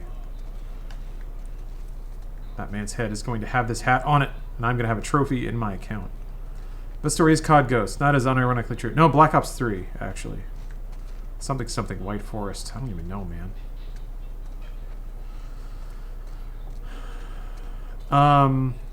Outer Wilds? See, to me also, Outer Wilds is a game that does story nearly perfectly because it doesn't try to tell you a story. It creates an experience that you explore. But the narrative hit of that game affected me on such a deeper level than any, like... Did you see that in a movie too? Any, like, puppeteering I've seen of people talking to each other, which is essentially what this is. Wasn't as good. A legally unidentifiable sequel. Making bacon pancakes and chocolate chip pancakes for dinner? That sounds wonderful. I have like 400 calories left for the day. No, I have 500 calories left for the day. I actually am behind. I'm back up to I can do 1,500 now. I'm only at 1,000 for the day. Joel, look. And I think I've been taking it easy. A hat on a dinosaur. It's called a hatasaur. How's the diet going? Pretty well, man. I went from 1,000 to 1,500 calories today, and I can't believe that I have 500 calories left. I'm only going to be awake for like 6 more hours. Is this gonna be a thing? I'm going to get to eat snacks and some cheese. They played the Lisa series. Yeah, I actually started that, but I didn't finish it. Joel, I think I played it on a dude's soup. don't you dare take it off. My birthday, my rules. Gosh, they're just being so darn adorable. Isn't that true? Every little interaction is just so cute between these two right now. Boy, it sure would be tragic if something bad happened. I don't know. They're laying it on a little thick now. Granted, I'm the one hitting the buttons. I'm hitting these buttons, so I'm having them do it, but I wanted that trophy. Yeah, this whole part is like, too bad he fucking died. It's because every single interaction is kind of like just amped a little bit. It's just goosed. Superhero cards. Seems like they were popular. I think Sarah was into those for a while. It really feels like they went through this entire sequence and they were like, how can we make it more tragic? And they did. I don't know, man. When a freshly minted Air Force recruit found himself caught in a skirmish between Spark Aerobots and the Society of Champions, his quick thinking ended up saving the day. You gotta chill out, Joel, I'm talking. With his arms and legs wounded in the battle, Dr. Stem created a set of energy wings for his arms and energy blades for his shoes, allowing him to cover both land and sky at absurd speeds. Together with his loyal greyhound Ezio, the small-town kid known as the Nighthawk scours the world for evildoers, always ready to dive back into action. That's pretty cool. He's got laser skates. Oh, come on, it's cute. Let your heart grow 3 sizes today. Yeah. I guess just like canned wholesomeness doesn't work on me. Or doesn't work for me, I should say, maybe. I'll tell you what does, though. Reflections.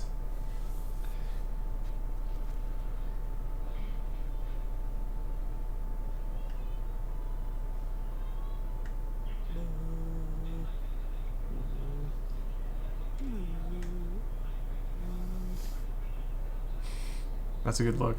Hold on, I gotta go. Oh, go lower again.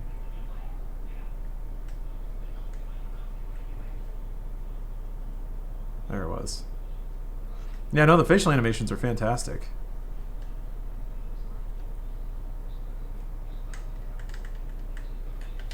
I mean, I remember doing that when I was like way younger than that, just staring in the mirror and marveling at the fact that I could articulate my face. And technology-wise, man, that's impressive. I think it was pretty cute. Maybe it's candid force, but you have to read into it and think that way to see it. I mean, maybe. You don't have to read into it too much to, like... Like, the framework is already there. He's dead, she's sad. Or she's lost her humanity, or is losing her humanity. Gallimimus's name means chicken mimic. So it's like, just because... Well, they're dumb. we're following this scene of like seeing Ellie slip further into inhumanity and brutality and viciousness, and then it's immediately chased by a scene that is, I would say, noticeably crammed, filled with wholesome scenes between Ellie and Joel. Like it's a victory lap of remembering when they were alive. It seems abnormally stacked with wholesome interactions. 600 pounds of plants each day. Ooh, imagine the poops. Yeah, there's one scene where actually one of the guys said, "That's a big mound of shit." What is this movie, and when can we see it? Tell you what, I also think it's shades of like shades of generational member berries, because this is the second time they've referenced 90s movies. And I guess it's contextual, but Joel didn't really talk much about movies in Last of Us 1, did he? Like, he's not a movie guy.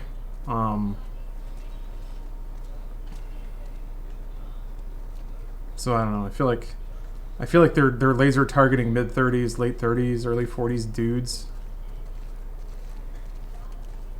I think it's done to fuel your want for revenge at her level. I guess that's true. Makes you even more angry at the character that took these wholesome interactions from you. Velociraptor. Joel, this is the one you were talking about. Yeah, I remember that argument, or somebody made a similar argument about the first game, is that by investing in the characters through the cutscenes, suddenly you're much more interested in what happens to them when the video game is happening, and that just didn't happen for me. Like, to me, they're just not connected at all, or very, very. I don't know, when Ellie dies because a clicker grabs her, I'm not, oh God, no, what is Dina gonna do? Oh no, all this living world full of characters. Oh Lord, I don't know. Maybe this doesn't make me. This doesn't make me as the player feel any more frustration, really. It makes me feel manipulated. But this is the thing that I talked a lot about on the podcast, is like, in these situations I should just shut up and like let it happen, This right? one looks like a bird. well, actually, paleontologists believe the birds were descended from dinosaurs. Well, excuse me, Mr. Professor. I happen to know a thing or two. From a movie. Keep going. Why do you think there's no connection during a game cutscene, but there's a connection in a movie? Why the big difference? Well, it's more that one doesn't translate to the other, I guess. Because it literally is, like, mechanically speaking, it's like you watching a movie for 20 minutes, and then they pause, and then they slide out a jigsaw puzzle for you to solve. And then, like, the picture in the jigsaw puzzle is the next scene of the movie or something. It's like the mechanics very often don't translate to narrative punch.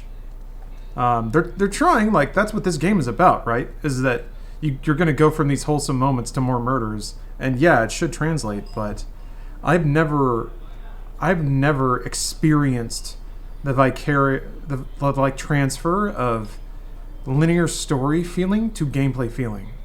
And maybe that's just because my history is in, like, pretty rigid JRPGs. So I'm, like, tabbing through text, and I'm reading my book, and then I go to battle.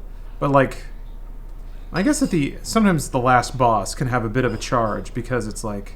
Did you go to museums a lot? I swear that girl dragged me to every damn museum. Because it is the culmination of the whole story, and, like, the stakes of that encounter are usually pretty well spelled out by that point. That should have been another trophy. PlayStation. Maybe I gotta put it here, and then I'll get a trophy. You're definitely overanalyzing and dissecting too much. You should maybe let this part play out. Yeah, maybe. Giraffe. That's what I do, though. My brain doesn't slow down. Jambunctious, thanks for the Prime sub. Good throw. Lucid, thanks for the sub. I see the appeal. Captain Slayer, thank you for the Prime. Yeah, Troy Baker does do a fantastic job of making him sound much older. I mean, it's... Both actors are doing a good job of like adapting the character and seeing the character through different lenses, and that's just like, that's pretty superlative performance. when you can take a character and have a good enough fix on that character to put them in different circumstances and perform that character in that role. So you can almost hear the regret and the sorrow in Joel's voice. The fact that he genuinely like Oh, this was here? We can head back. thirsts for Shut up. for fatherhood and stuff. It's a 36-second video. Well, I don't want to watch it right now, so sorry, JC. I'm not going to click on that.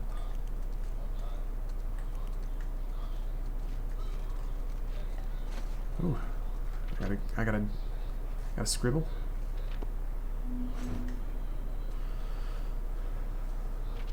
Yeah, I'm too invested in the story.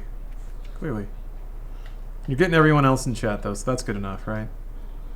Actually, that Red Dead 2 had some cool gameplay and story congruence that was meaningful, but that would be spoilers. Yeah, that's true. Yeah. There were a couple of there were some very specific beats in Red Dead 2. I think crucially, like Red Dead 2 had a couple instances where you had to do stuff you as a player obviously wouldn't want to do. And I think that's a very tricky thing to get away with. Yeah. Where's the steering wheel?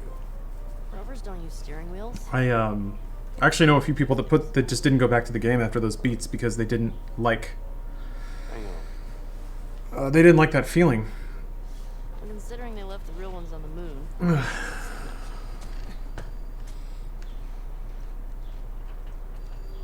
BioShock got away with it very well. Yeah, because it was like that trick can work if you do it once. That's my theory anyway. But once you do it multiple times, then it kind of starts to feel like, again, I guess it goes back to manipulation.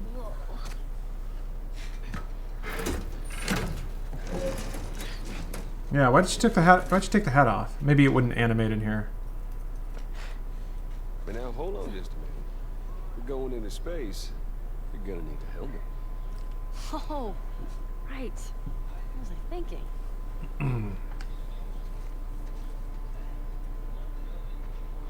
I get to choose. Alright, never mind. 10 out of 10 game now, because it has multiple helmets. Hated playing Red Dead 2 about half the time. The rigidity of the main missions clashed so hard with the open world aspects. I wasn't allowed to solve the missions my way. Daddy Rockstar had to tell me exactly what to do, which annoyed me. Like space. That makes total sense. Yeah. Most. I think that's a pretty valid take. Although Ellie with a big old chonkety helmet is pretty cute. You're saying you feel emotionally manipulated. Has been said by many others, and some just love these sequences. What do you think allows for that dichotomy? Actually, anyone, not just me. That's a really good question. I've wondered that a lot. I don't know that you can really nail down why something works for one person and reads as manipulative to another. I've thought a lot about that difference, a lot, and I can't come to any like good, satisfying conclusions or even theories. This is pretty cool though. Hey, Yarvillain. Continuing to love the stream, especially the newsletter. Hey, I'm glad you like it. I enjoy writing those. Yeah, I think it's just down to people's temperament and what they want out of media. And Man. Could you imagine just...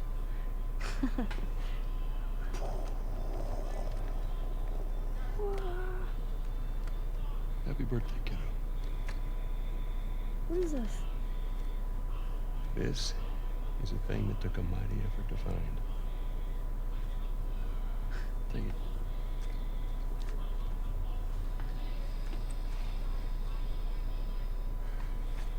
going 100% blind? Well, I don't know anything about the game, so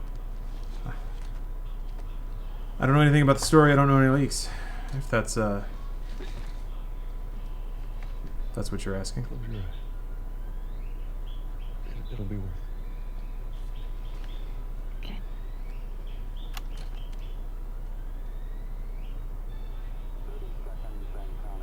Oh, that's cool. Joel gonna squeeze out a tear. Myron, thanks for the sub. Oh, it's gonna snap, or it's gonna smash cut, isn't it? It's gonna smash cut to, it's gonna be takeoff, and then she's gonna wake up and it's gonna be all cold, and infected are gonna be attacking or something. She's gonna be dreaming. Maybe not.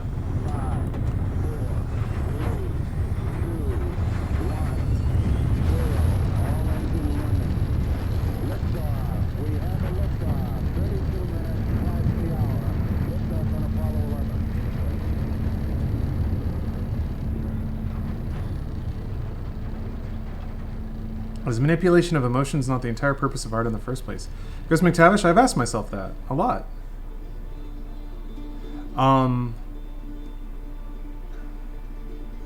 And I mean, it's hard to say the answer is no. I mean, the purpose of art might just be expression.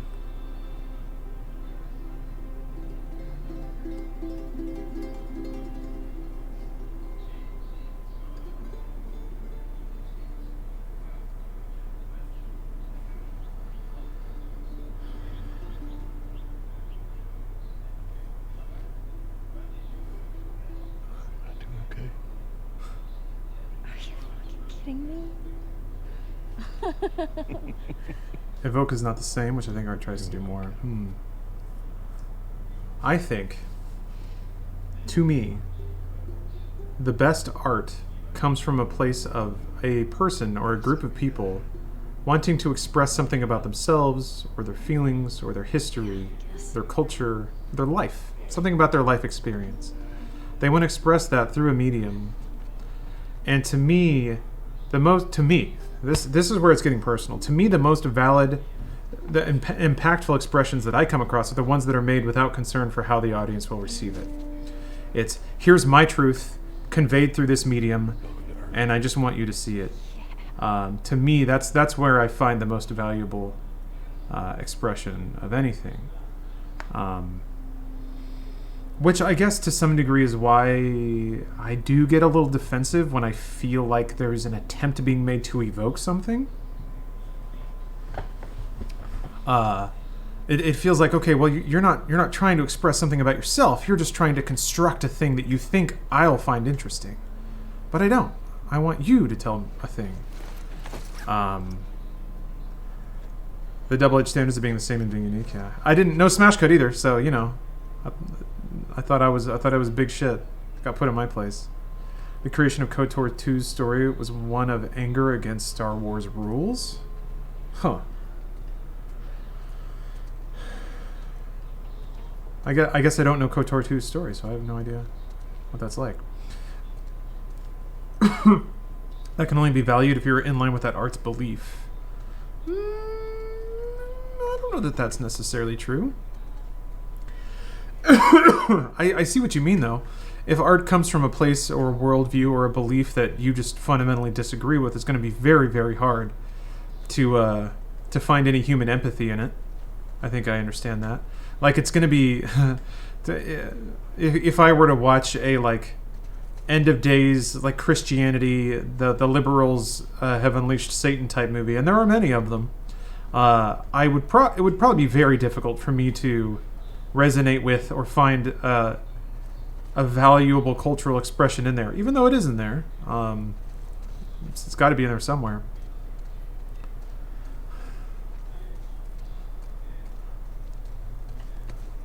So, I hear what you mean. The game isn't trying to make you think, it's trying to make you feel. I don't think the game thinks that it is art. I don't believe it was made with a specific intention to be art. The Olive Guardian, still such a great name. That is a great phrase. It's not built to make you think, it's built to make you feel. I think that's what it is, though, is I don't feel without thinking. Dude. Thank you for saying that. You've allowed me to unlock a little bit of understanding about myself. I can't access feeling without getting through thought first. That's just how I am. I'm a bit robotic in that way, but that's why musicals don't work for me. It's because they I can't skip right over to vibing on it if there's just too much about it that I don't know. Yeah. Yeah, social link rank up. Pretty much. Now I can recover SP in dungeons. 100% understand what you mean. I'm very similar. Get down here! No! Hey, whose birthday is it? You can't keep doing that. The real question is like, is that a bad thing? Is that like something? Is that a character flaw? Might be too strong, but like, oddly, I had a psych teacher tell me that, rationalizing feelings by saying "I think I feel" instead of just "I feel." Huh. I do that a lot too, but that's only because I don't trust the inscrutable side of myself. Feelings are so transient and affected by so many invisible factors that I do also get a little fuzzy when I describe my emotional state or my motivations for anything. Has its problems, but I don't think it's good or bad. Yeah, I tend to agree. To me, based Princess, the dividing line I always try to strike is that when I hit something where my thinking brain won't allow me to empathize or won't allow feelings to engage, I can't then point at it and say it's bad just because it didn't work for me. Because I did that for a while. I think like all people, you don't embrace the relativity of entertainment.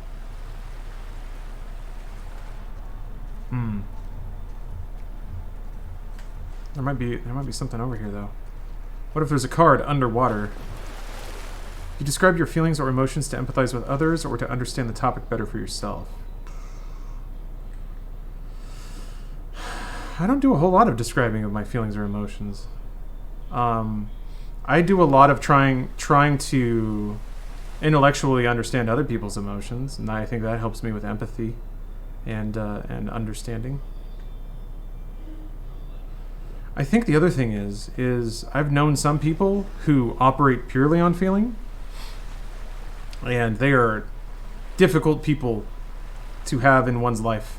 At least for me, like the sheer volatility of it, and specifically the outward projecting of negative emotions. Like, I feel like you did something wrong, and you're like, but I didn't. I really did try everything I could, and having it like end there is. I've had that happen a couple of times. Which, I want to say about half of those were actually my fault. But Hey, who's being there? Yeah, I don't know. I'll open the door for you. Come on, we can't chicken out now. Yeah, remission, that's a good point. People have been confusing the way they feel about games as facts. For the same reason why some people think that was camp, others thinking it was genuine. We all see and feel things differently. Very well said. If there's one thing I do appreciate, it's like there is at least a dialogue, so that's something. I don't typically a lot of people for a minute there, a lot of people were just acting a fool and then saying like I did it to create a dialogue on the tail end of it. I don't know that a conversation existing necessarily means that the art is then validated in retrospect, but Okay, be safe. I think the thing There are dinosaurs around. so wholesome.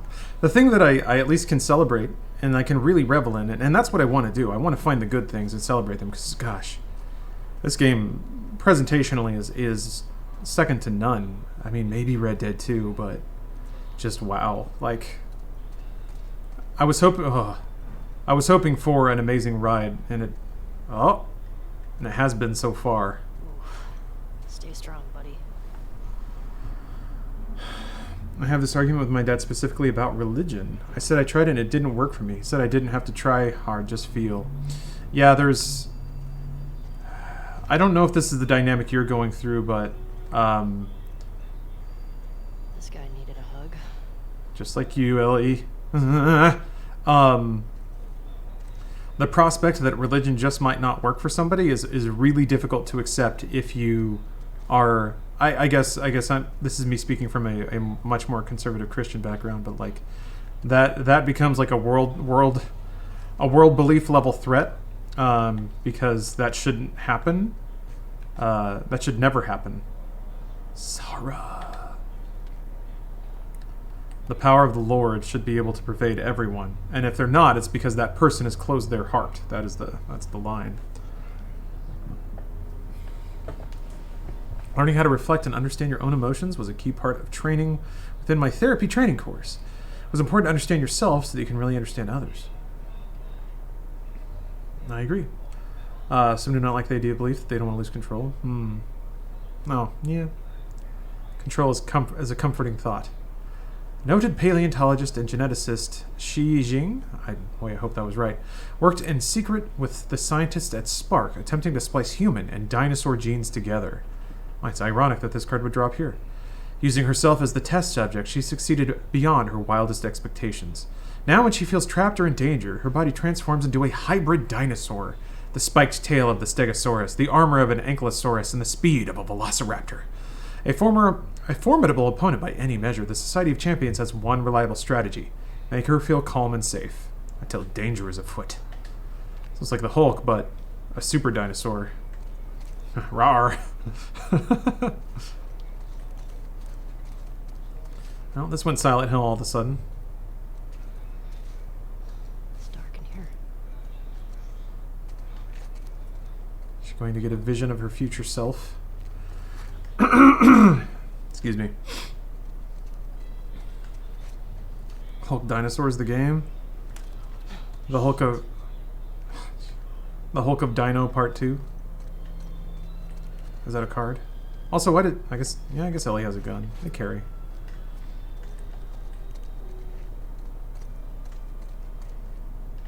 I'm picking stuff up in like a background sequence or a flashback sequence.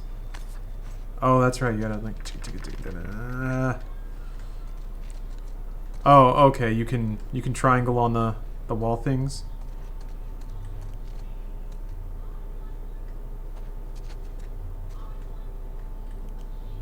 She does not seem to be reacting. Unless I have to look at. I gotta triangle them all.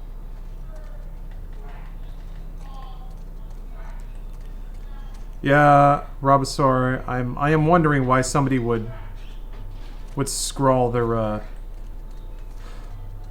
PTSD onto the wall, but I guess they're worried that if they wrote it on one single piece of lined notebook paper and left it in the corner, you might not find it. Any guilty pleasure meter where your brain says I really shouldn't like this, but you do anyway? People in the van, we locked them up and doused them with gas. No, because the things that I like, I don't feel like I shouldn't, you know?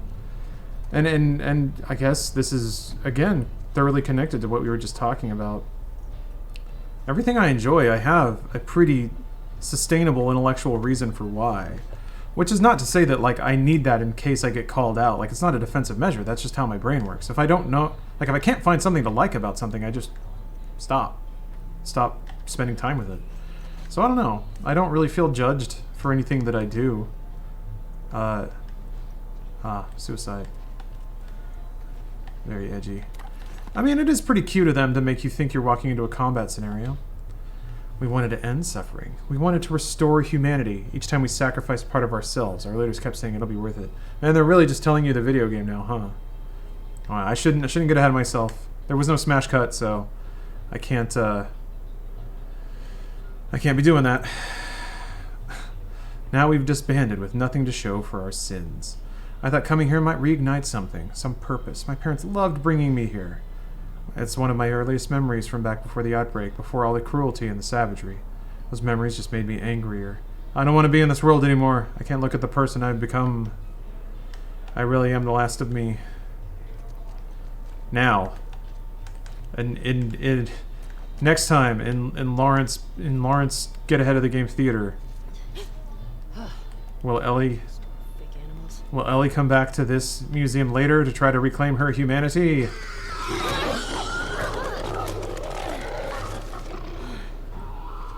Some might call this foreshadowing, yeah.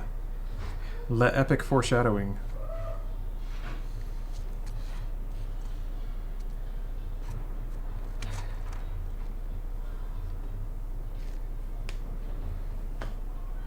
They say it's therapeutic to write down your feelings on paper. Maybe it's even more therapeutic if you scrawl them on the wall in big letters. Yeah.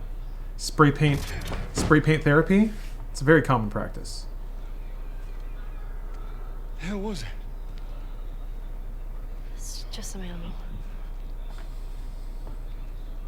I do feel like the more realistic you try to get, also the more scrutiny you invite. For stuff like this. For a suicidal man, why would he Let's get a move on. why would he do that? Fire going before it gets too dark. I mean, again, it's a game. It doesn't matter. But I guess I don't understand the game asking you to believe the 100% realism of one aspect and not be in that mindset when it comes to other things. Overthinking again. But Neil Druckmann has said this game is primarily about anger, and I agree. But I find anger is usually short-lived and burns itself out pretty quickly. Seems odd and exhausting for a 30-hour game to be about anger. Yeah, maybe. I'm really hoping there's going to be more like open area sequences, like there was at the beginning of Seattle Day 1.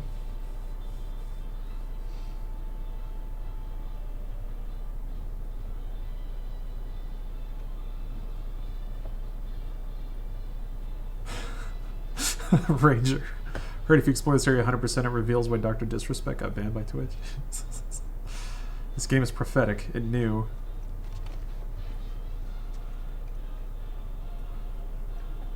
How else do you convey emotion for an NPC?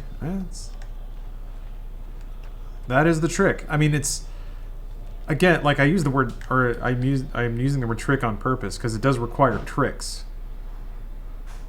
When it's not a book, you have to figure out how to slip people narrative information. Sick habit settle for less. Who could say? One more into the breach. Hideout. Running towards my problems. Possession. The light of two minds. Encore. Armstrong and Holly and QED. Man, when we start shredding up QED, I'm just gonna lose their shit. Anger is about some sort of injustice that you know about that continues on. You cannot stop. That you cannot stop can definitely last forever. Yeah, I feel like it's I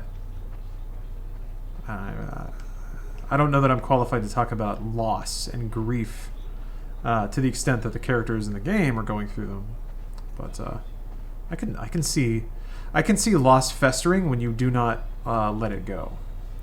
And clearly, Joel had problems letting go, and clearly Ellie also has problems letting go. Yeah, I guess the webcomic did sum it up, didn't it?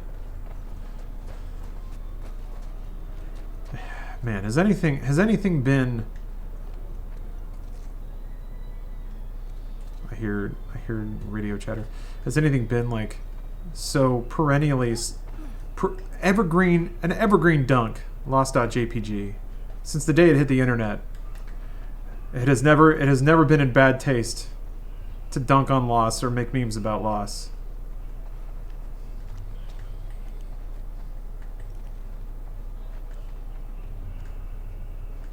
Guess I gotta go up to the roof.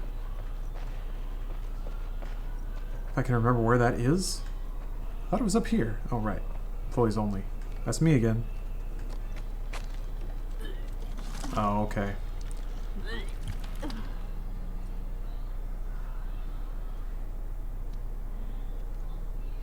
Yeah, boss, you basically got it. How hot do I look right now? Pretty hot. How'd you fix it? It was a loose connection. Antenna. There, see, she's being useful. Found our mess at the school. Good.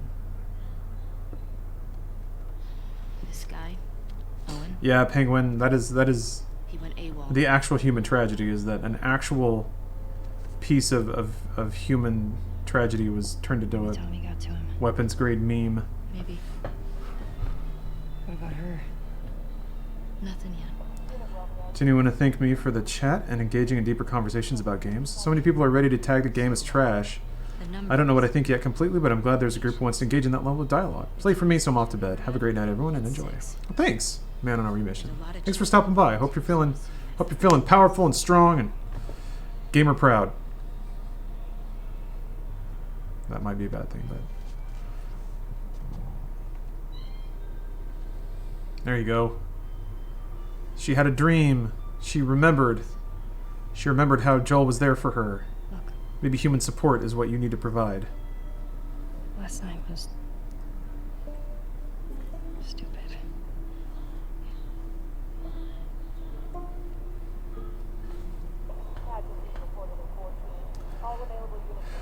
I'm glad at least that there is still a little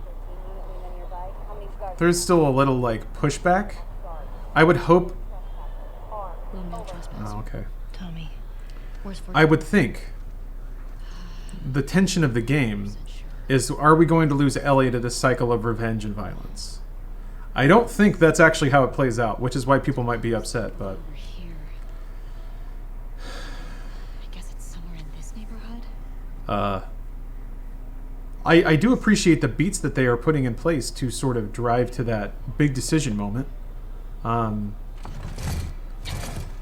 Which is interesting, because, like, that wasn't really foreshadowed in Last of Us 1. The decision that was put on Joel at the end, and whether or not his surrogate daughter was going to be more important than the alternative. Not good. Trying to be vague, just in case. Even though I do feel like it's been 7 years. Jeez.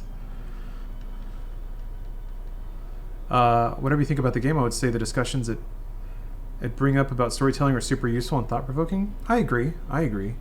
And if anything, I do hope that attempts, however flawed, which is not to say this is flawed, but there have been many flawed attempts at narrative storytelling in games, each one makes gaming enthusiasts a little more savvy about where the absolute contradictions are in storytelling and video game production. Because this notion of a completely interactive cinema-style experience keeps pervading. It's dialed way back from where it used to be, thank God, but I don't know. Is there a good revenge story you can draw an interesting narrative things out of? Sure. The Vengeance trilogy. 3 movies from I'm blanking on the name. Is this the right place? But Old Boy, Sympathy for Mr. Vengeance, and Sympathy for Lady Vengeance. Sympathy for Lady Vengeance, I think especially. It does almost become revenge porn at a certain... Chenwook Park, that's right. Yes, thank you, United Soul. Unforgiven. Unforgiven is a fantastic movie about violence and revenge. And about glorifying violence. That's... very young medium. So, Jetpack, I agree. Which is why experimentation is actually really exciting to see. And to some degree, that's why I was interested in Last of Us. Because the aspects that I did like about Last of Us 1, I liked enough to warrant wanting to have something like that experience again. But also, I'm as convinced as I am of certain imperatives and unavoidable contradictions about storytelling and interactivity. I am always down for somebody who wants to step up to that plate and swing. I don't know that that's a ball you can hit, but I gotta respect the swing. Yes, Sammy. That's the one I'm talking about.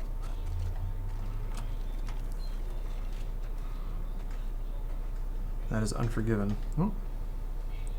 Yeah, United. I will share every last bit of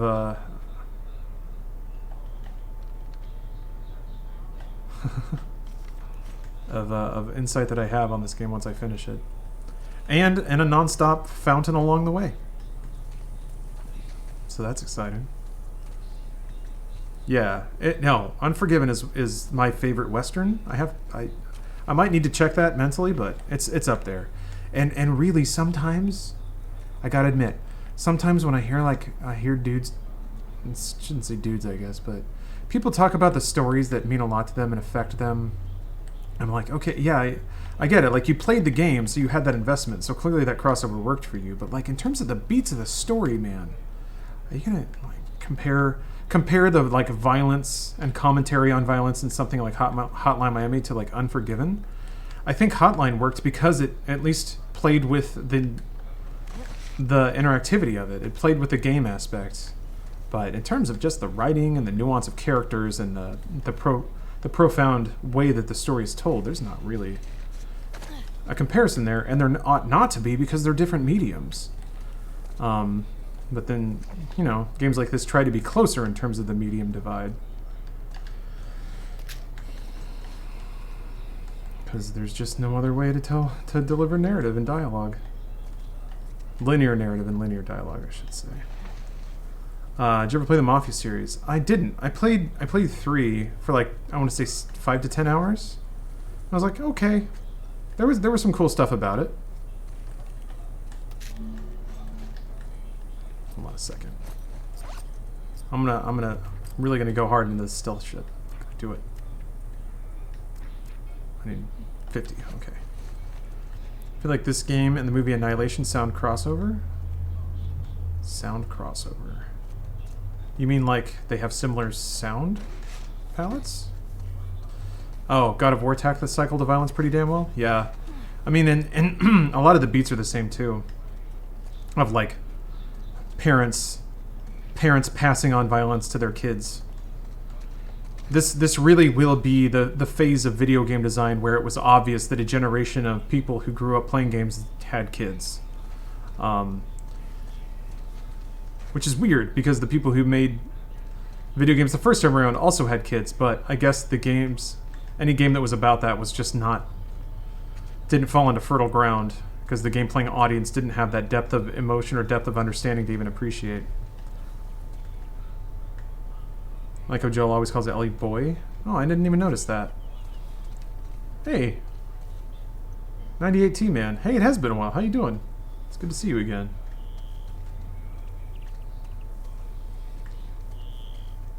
Yeah, Spec Ops The Line has been coming up a lot lately. As a game that denied you choice, but then forced you to acknowledge the consequences of the choice that you technically didn't have. Yeah, I don't know. The thing that I appreciate more about that is I still feel like that worked with the conceit of it being a video game and you being the protagonist of the video game and thinking you were doing the right thing in the moment. The difference there is this game makes it pretty clear you're not doing the right thing the whole time and still is chiding you for it. So that worked because of the perception shift of going from you're a hero soldier in a video game, therefore everyone on the other side of your gun must be bad.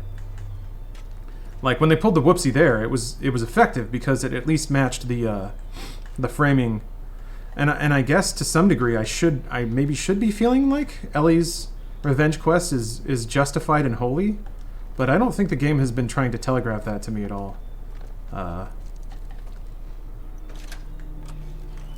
Yeah, exactly, Bosk.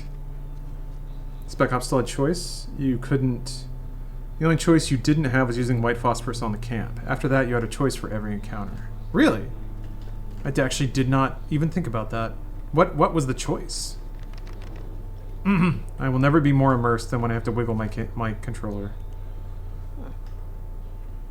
Or if like I'm walking on a beam and I have to tilt the controller one way or the other to not fall.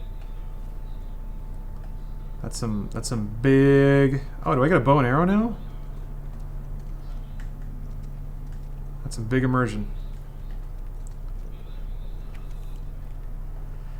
Happy birthday, Dad. The best clicker killer in the whole QZ. That's really adorable. Aww. I'm taking it. It's mine. I like how Ellie is kind of going through and just casually scrubbing all these environments of any elements of humanity that may be left in them. There's no way that that's like an intentional thematic element, but it is fun that she actually just like pockets every little human note and scribble she finds. She's like, that's mine, that's mine, that's mine. Oh, you never to shoot the crowd when they throw rocks? You could have just shot the air and they would disperse. Oh, okay. I thought you meant like all the actual encounters with oh, I hear Rhapsody in Blue. All the encounters with Soldier Mans. Like, I don't think you could just hide and they would go away, right? She's collecting them to make a museum later. Yeah.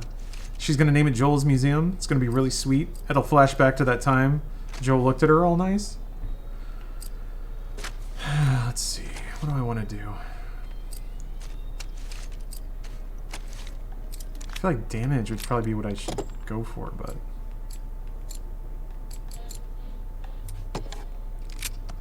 Any games where it turns out America are the bad guys? GTA?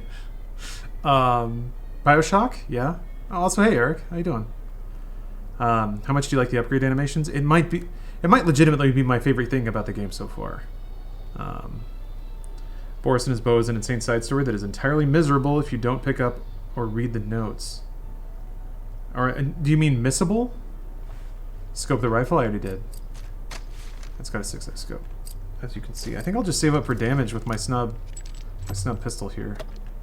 How much is it? 70. Crap. Okay, maybe if there's 4 more scrap in this area, I can just backtrack. Metal Gear Rising? Yeah. Metal Gear Solid 4. The military-industrial complex is kind of the enemy, but also the United States, sort of.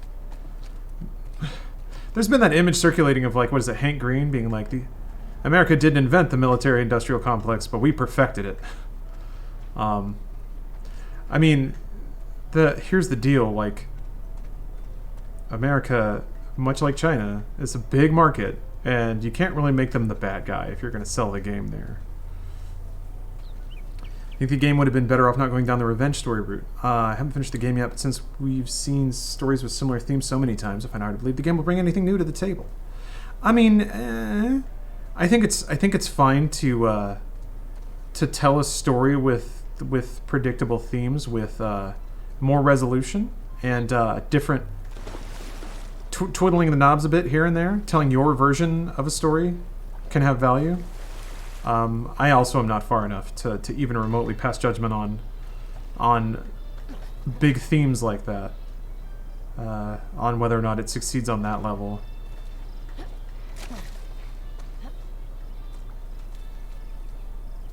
Man, this game's pretty though. Again, it's real pretty when you're just sort of being a director, moving a camera through a crazily detailed environment. Like, the fact that this is on a console that came out in 2013, I mean, granted, this is a Pro, but still. There's really not enough that can be said about the technical and creative execution of the environments in the engine. And to some degree, it is a bit of a bummer that all that stuff gets overshadowed. I do see a lot of actual... It does warm my heart to see a lot of praise and recognition of the game's technical achievements. But...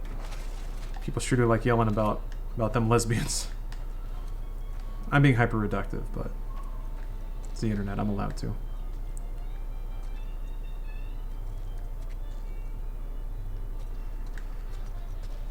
Okay, so I was trying to catch up to my mans, who's on his own revenge quest, I guess.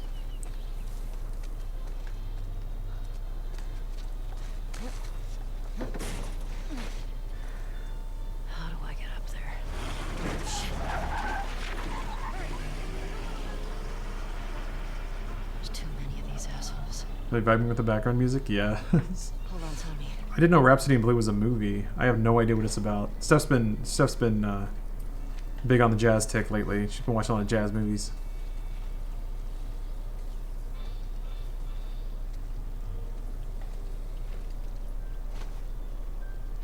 Yeah, Rhapsody in Blue is also a movie. Hopefully I didn't miss much. You mean from Last of Us? Oh, I got a new journal entry. Hold on a second. What do I do here? How do I... We just started. I shouldn't have said that to her. She's gonna treat me different now. I know it. Wish my fucking mask didn't break. When did she figure out she was pregnant? Where were we a couple of weeks ago? Boise? I don't remember her throwing up in Kennewick. This is too much. It all fucking makes sense. The throwing up, how tired she's been. What the fuck, Dina? Why didn't you tell me? Why didn't you trust me? Did you trust her? What should I do? It's too late to turn back. Just gotta end this whole thing as quickly as possible.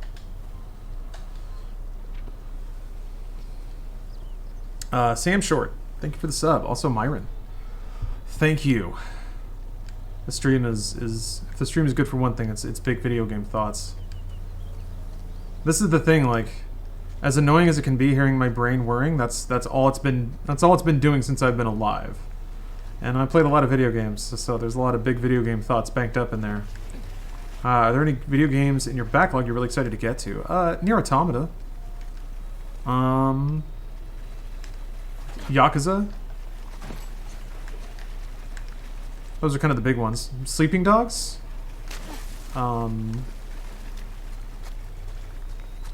just Final Fantasy 14 in general.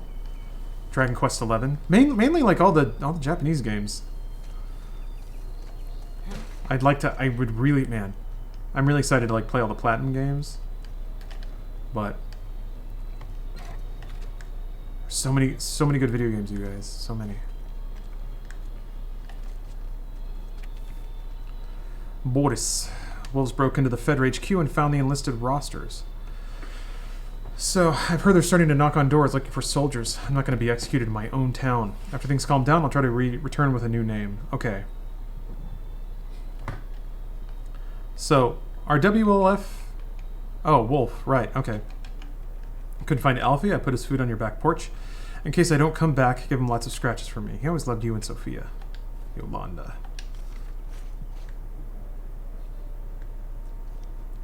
Oh, Platinum games that aren't near or fairly short? Yeah. It seems like most of those you can beat in a solid day, like 8 to 10 hours. Provided you don't get like hardcore stuck, but most Platinum games aren't that bad. Oh, your employer stopped sending out anti-union emails after 2 weeks. They ran out of steam. Or I guess more cynically, they think that no one's trying to unionize anymore. I didn't even care about Abby during my playthrough. I just fucking hated the Sia fights in the WLF. Yeah, it's interesting. They like, again, this is one of those problems where like writing can combat with video games is you can't just shoot your narrative villain right in the head. They got to drag it out. You know, it's got to be this protracted campaign of battle. But you got to be shooting something. But then all the gameplay, just like you said, has you facing off antagonistically with these other factions while this character is just not around.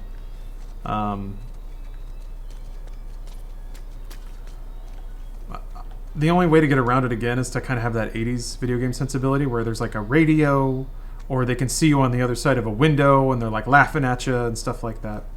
The Seraphites, okay, no problem. I haven't met the Seraphites yet, I don't think. So I didn't want to assume that there wasn't. I thought maybe there was a faction in the game I didn't know, or that's how you said it. Okay, at least they're giving me the like clarion call cutscene. Oh, there's doggos now. Am I about to see the scene, the sick narrative, where I gotta murder a doggo? Oh. That'd be a hell of a coincidence. Well, that's cool. Fuck. No! That's not dodge! In here! She went over there!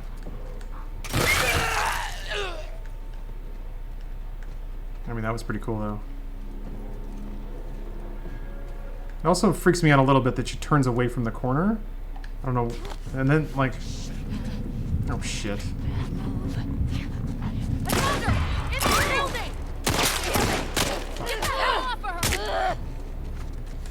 I didn't have my... You can't change guns when you have somebody grabbed, right? Fuck. Alright.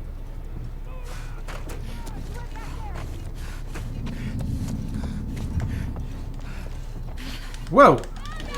Okay. That was kind of cool, I guess.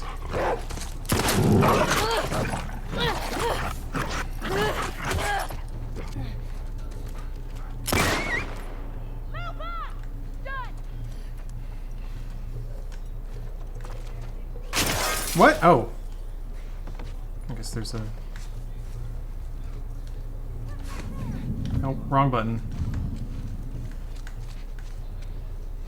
Actually, shit. I should. Oh, no. Hear that? We Fuck! Oh, yeah. shit! God, that aim, man. I really like dragging it around. Fuck! I don't...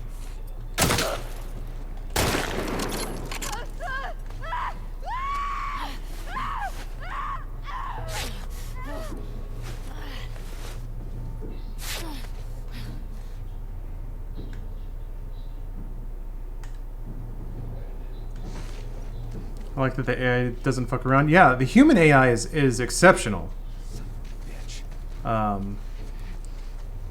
Absolutely.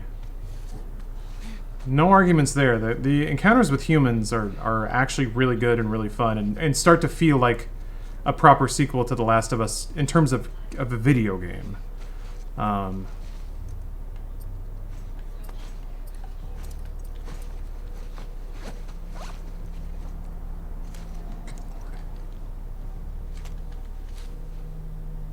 Stop it. Why does it keep snapping to center? Like,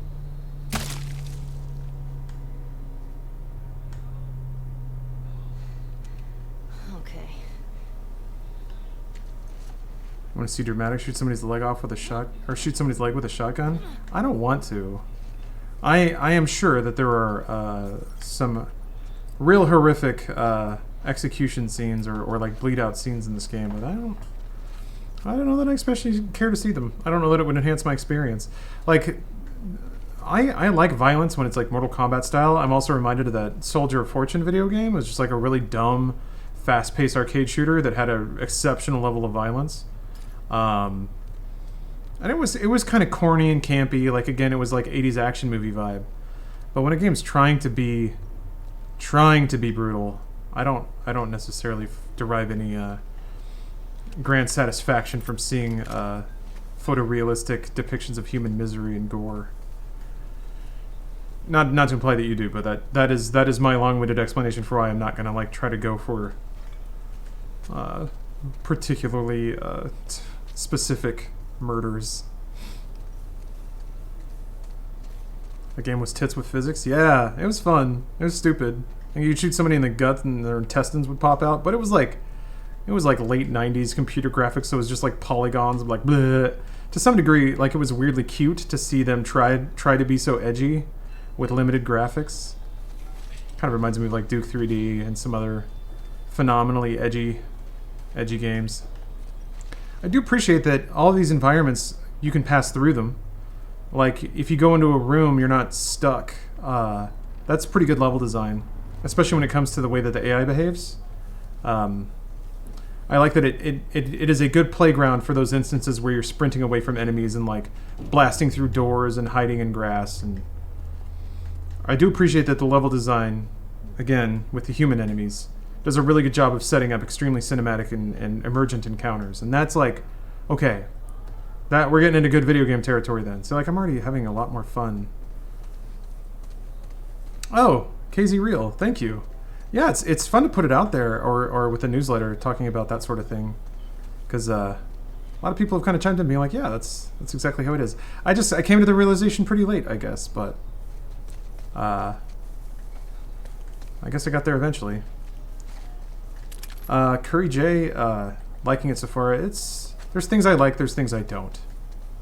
But we'll see. I feel like so much of people's reactions to this game come in the second half of the game.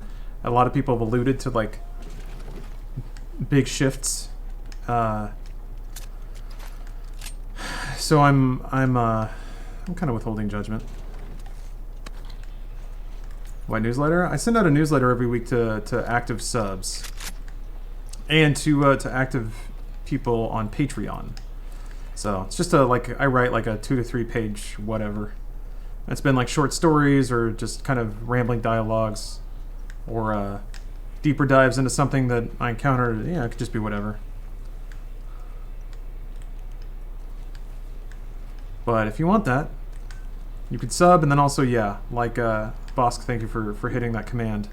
I know a lot of people probably don't have email notifications turned on, for good reason. I don't like a lot of emails either, but that's how it's delivered. And for some reason, like, Twitch doesn't do sub alerts via email anymore, I don't think. Or maybe you have to dive through some menus to get that turned on.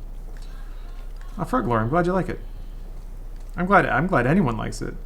I just think about the things that, I don't know, I've developed. I spent years of my life writing and writing and writing, so I figured it's a way that I could add value to the subscription.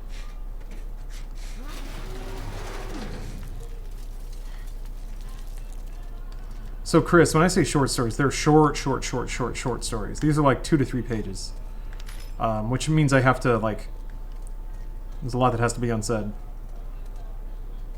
There's only been a few of those. I try not to dabble in that. I try, well, yeah, I guess, no, I try not to dabble in that too much because, I don't know, I feel like that gets into weird territory. It's like, sign up for my newsletter to read my short stories. Something about that feels like not the most appealing sales pitch. I think if I heard that, it'd be like, I don't know, bro. I'm good.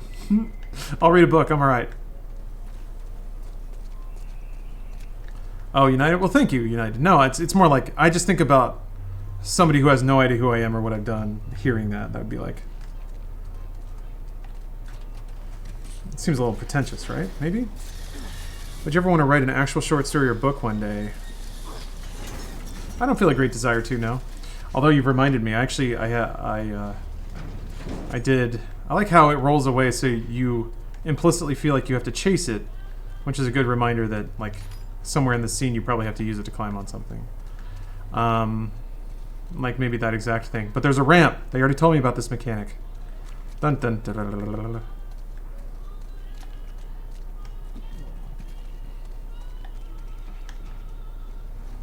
dun. No, Super BK DK. I have not had the game spoiled. I think people have posted spoilers in chat, but I just don't read them. So, it's fine.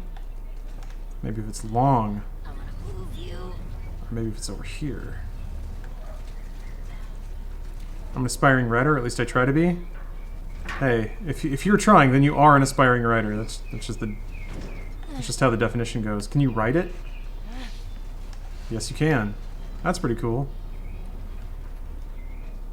Big physics. Did you find the Take On Me Easter egg? I don't think I did.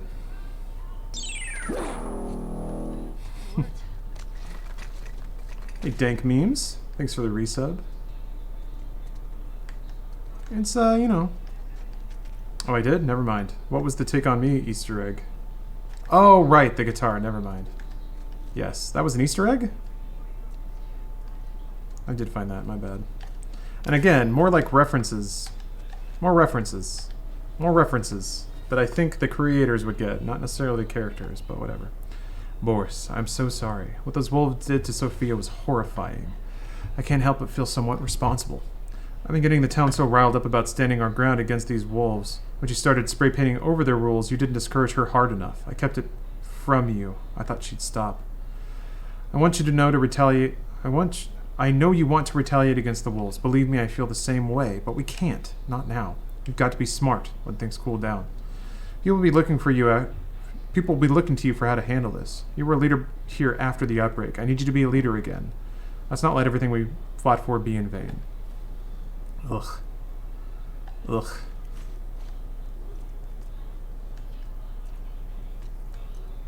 Dude, there's a great video game reference later on that you will get as soon as you hear it. Can't wait for you to see it. Sorry. Are they gonna... They're gonna hit me with more Princess Beach?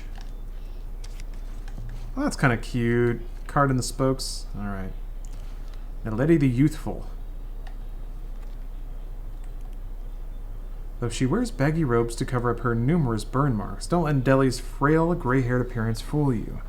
After refusing to die alongside her family in an arson attack, her cries for revenge allowed a dark spirit to inhabit her being, bringing a curse disguised as a blessing. While touching another living being, neither can be physically harmed or killed. Infinitely vulnerable so long as she is alone. She is teamed up with the mighty... Oh yeah. Bizarbra. There we go. Whose strength allows her to carry Naledi, into battle with those who have wronged her. A near invulnerable team-up. That's kind of a cool power. Just tape her on my back. Just get some duct tape, strap her in, and we'll go.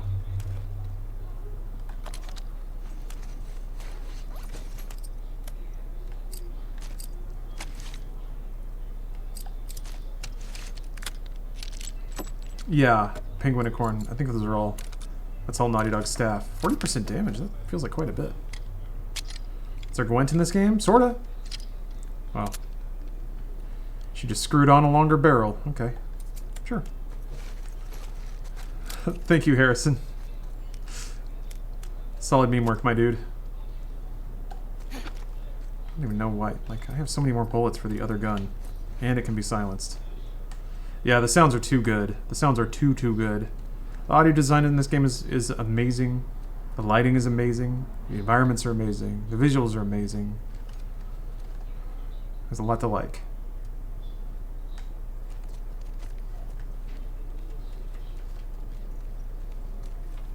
Ooh.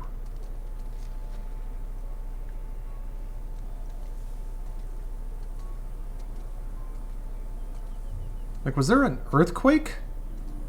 Why would the streets be broken like that?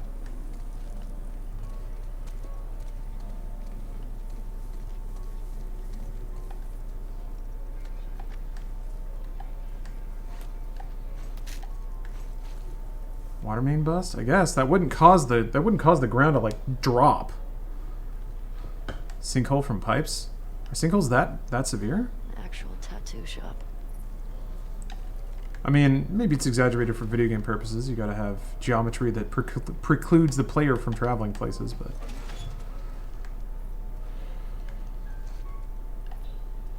Oh? Oh, the army bombed the area? I wonder if that was the case, but they didn't look like craters. Uli, you know our hearts will always be with Hillcrest, but after Sophia's shooting, we've decided to head to the stadium with the others. We've got our own kids to think about. The Brandmans. P.S. Saw Boris a couple of hours ago. We tried talking to him, but he seemed off. Please talk to him. I hope you guys will join us. Yeah, we only killed your wife. Or they did, and now we're gonna go hang with them, but... I do like the cheetah print tattoo chairs. That's pretty cool.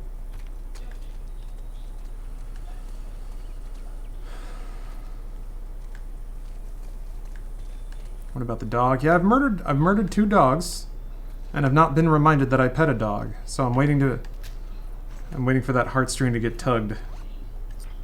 I'm really curious to see how that sequence will go. Okay.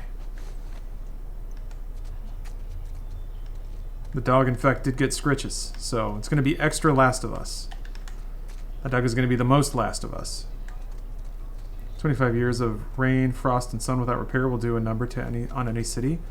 Yeah, I guess, I know, splitting hairs, like, this is an immersion ruined. I just didn't know if there was a canon explanation for why the ground was faulted like that.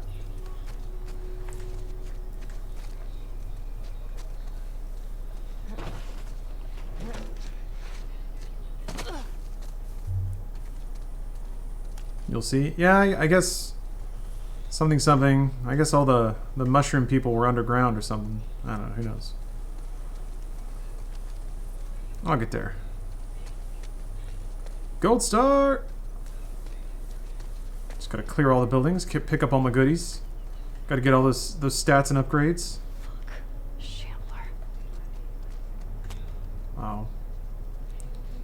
Shamblers are the... Yeah, great. Infected. Well... Maybe I won't have to mess with them.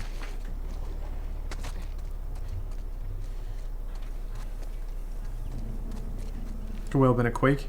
Yeah, I didn't know if a fault line ran through Seattle. How do I get to those stairs?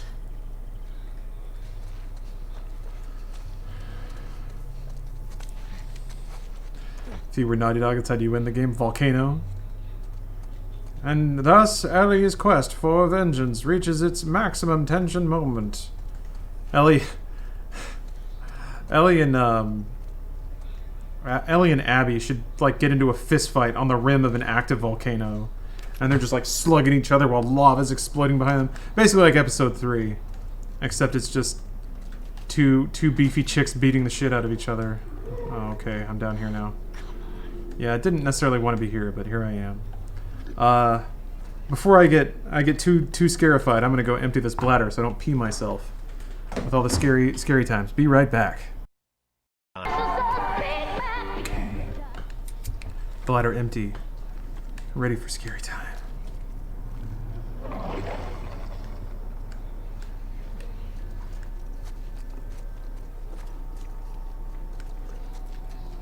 I gotta restore my immersion. Alright. Immersion meter is low.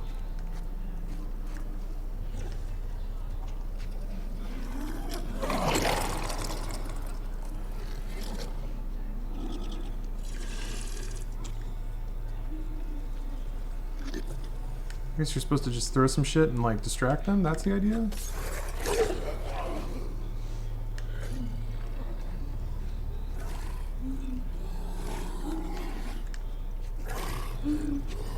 Okay. Or he just every time, man. Nope. Fuck. Square is not dodging this game. What? Oh, it was the... Okay, it looked like he made like a gas shield. I guess shotgun's not good against them because you have to be close, or you should be close range. I don't want to waste... I don't want to waste, fucking sniper or silencer usage on these guys.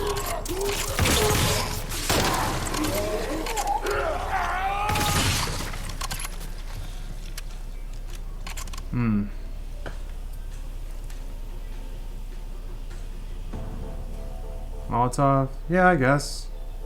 Other people have said Molotov, but last time I threw a Molotov, dude just burned for a little bit. Like, it would be nice to, like, kill one without aggroing everything else. But it doesn't seem like that's possible. Maybe with mines?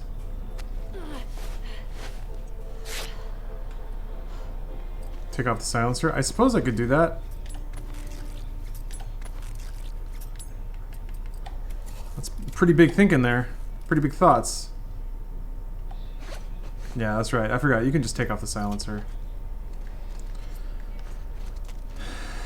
I guess, there's no reason to use the silencer. Although, like, sometimes the infected areas are, like, next to areas with dudes. Although I guess that wouldn't be a bad thing if I squeezed a full audio round off and then some dudes wandered in here and they had to deal with this shit instead of me.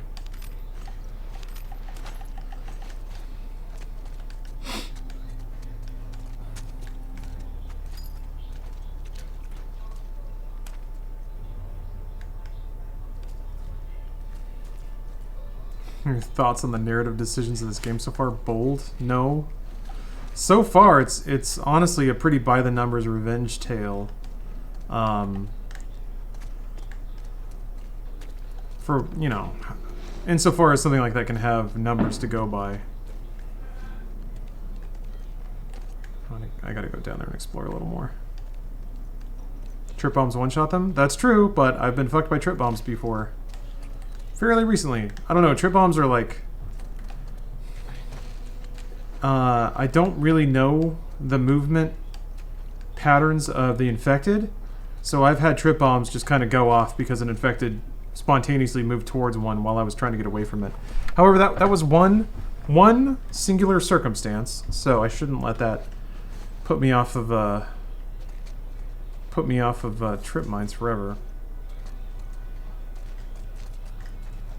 Yeah, Ranger. In as much as sometimes I can wish that people would communally hold video games to higher writing standards, I certainly think that's true of people that write about games. But that's not for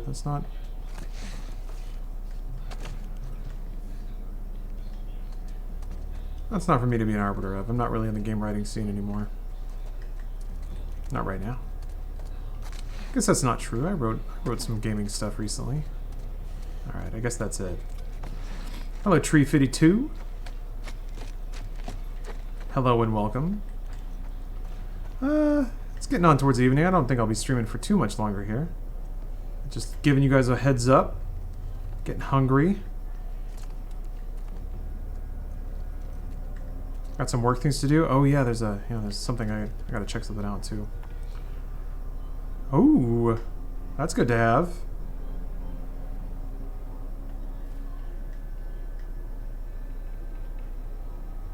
Alright, what does this give me?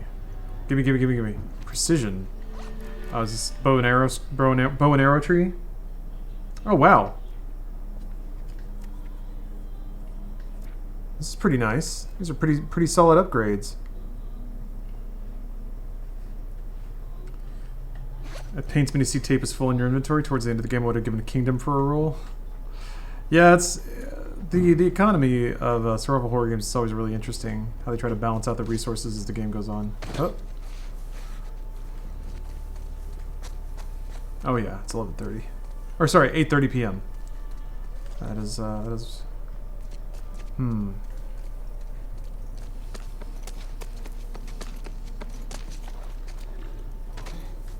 I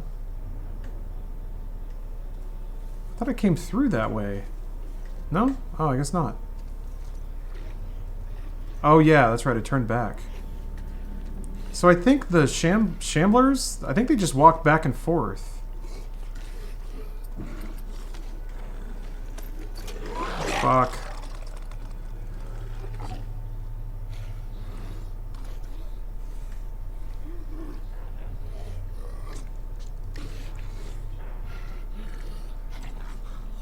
Or they have extremely like rigid walk cycles. I think this guy probably just goes in a loop around this thing. But then there's other dudes that just roll around and they just see you while you're waiting for this asshole to finish his walk cycle.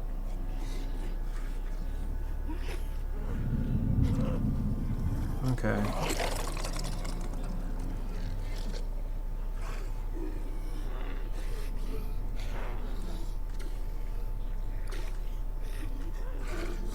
No, now he's coming over here.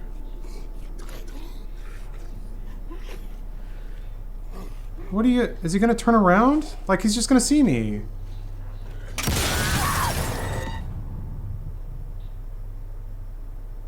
Alright, I'm good. I'm good. Like, what... Mechanically, that situation happens so often with Infected that they just kind of roll up on you and there's nothing you can do. I guess I could just shoot him. Molotov, I guess? Once you know that you're kind of made? I don't know. Yeah. Alright. Well, you know. Oh. Yeah, whatever. Should have just shot him. Come on, Ellie, what are you thinking? You didn't just shoot him. Although I do like that bruise on her face is like fading away. Continuity. Jesus Christ, she's in like battle mode. Damn, Ellie. Throw bottles into the mines. I mean, it exploded too early. I mean, trip bombs are fine, you just have to know where they're going. And I can't... There doesn't seem to be any amount of predictability to where Infected shamble. They just seem to kind of pick directions and go. Trip bombs seem the most effective if you're in an area and there's two ways to get to you. You can put a trip bomb in one and then go to the other one, camp up there, like pick someone off, alert enemies, and then you know when the explosion happens that somebody's running up behind you. Like trip bombs in Gears of War, you know? You can use them like that. But place the one down, then throw a bottle to and attract Infected to it. Oh, okay, that makes way more sense. Thank you. Molotov works? Not really. One Molotov doesn't kill a shambler. But yeah. Yeah, and on Deadpool, I think it's partially that too. I think the more exposure I have to the AI, the more I'll understand the way they behave, and then be able to like start to execute plans instead of like starting to stack up like stealth strategies that just get demolished instantly when I get seen. Bat Conquer, it is very sad that Gears 5 just kind of came and went, and nobody seemed to mind. Anyway, all right, thank you guys for watching. I appreciate you. You, yes, you. I'm doing that Twitter thing. Hey, you. Yes, you. Appreciate you. Thanks for watching. I'll be back tomorrow. More video games. Probably more of this. Let's get it. Work through it. Alright, I'll find someone to raid, but thank you guys for watching. I'm going to go have some dinner and do some work stuff. So, have a good night, everyone.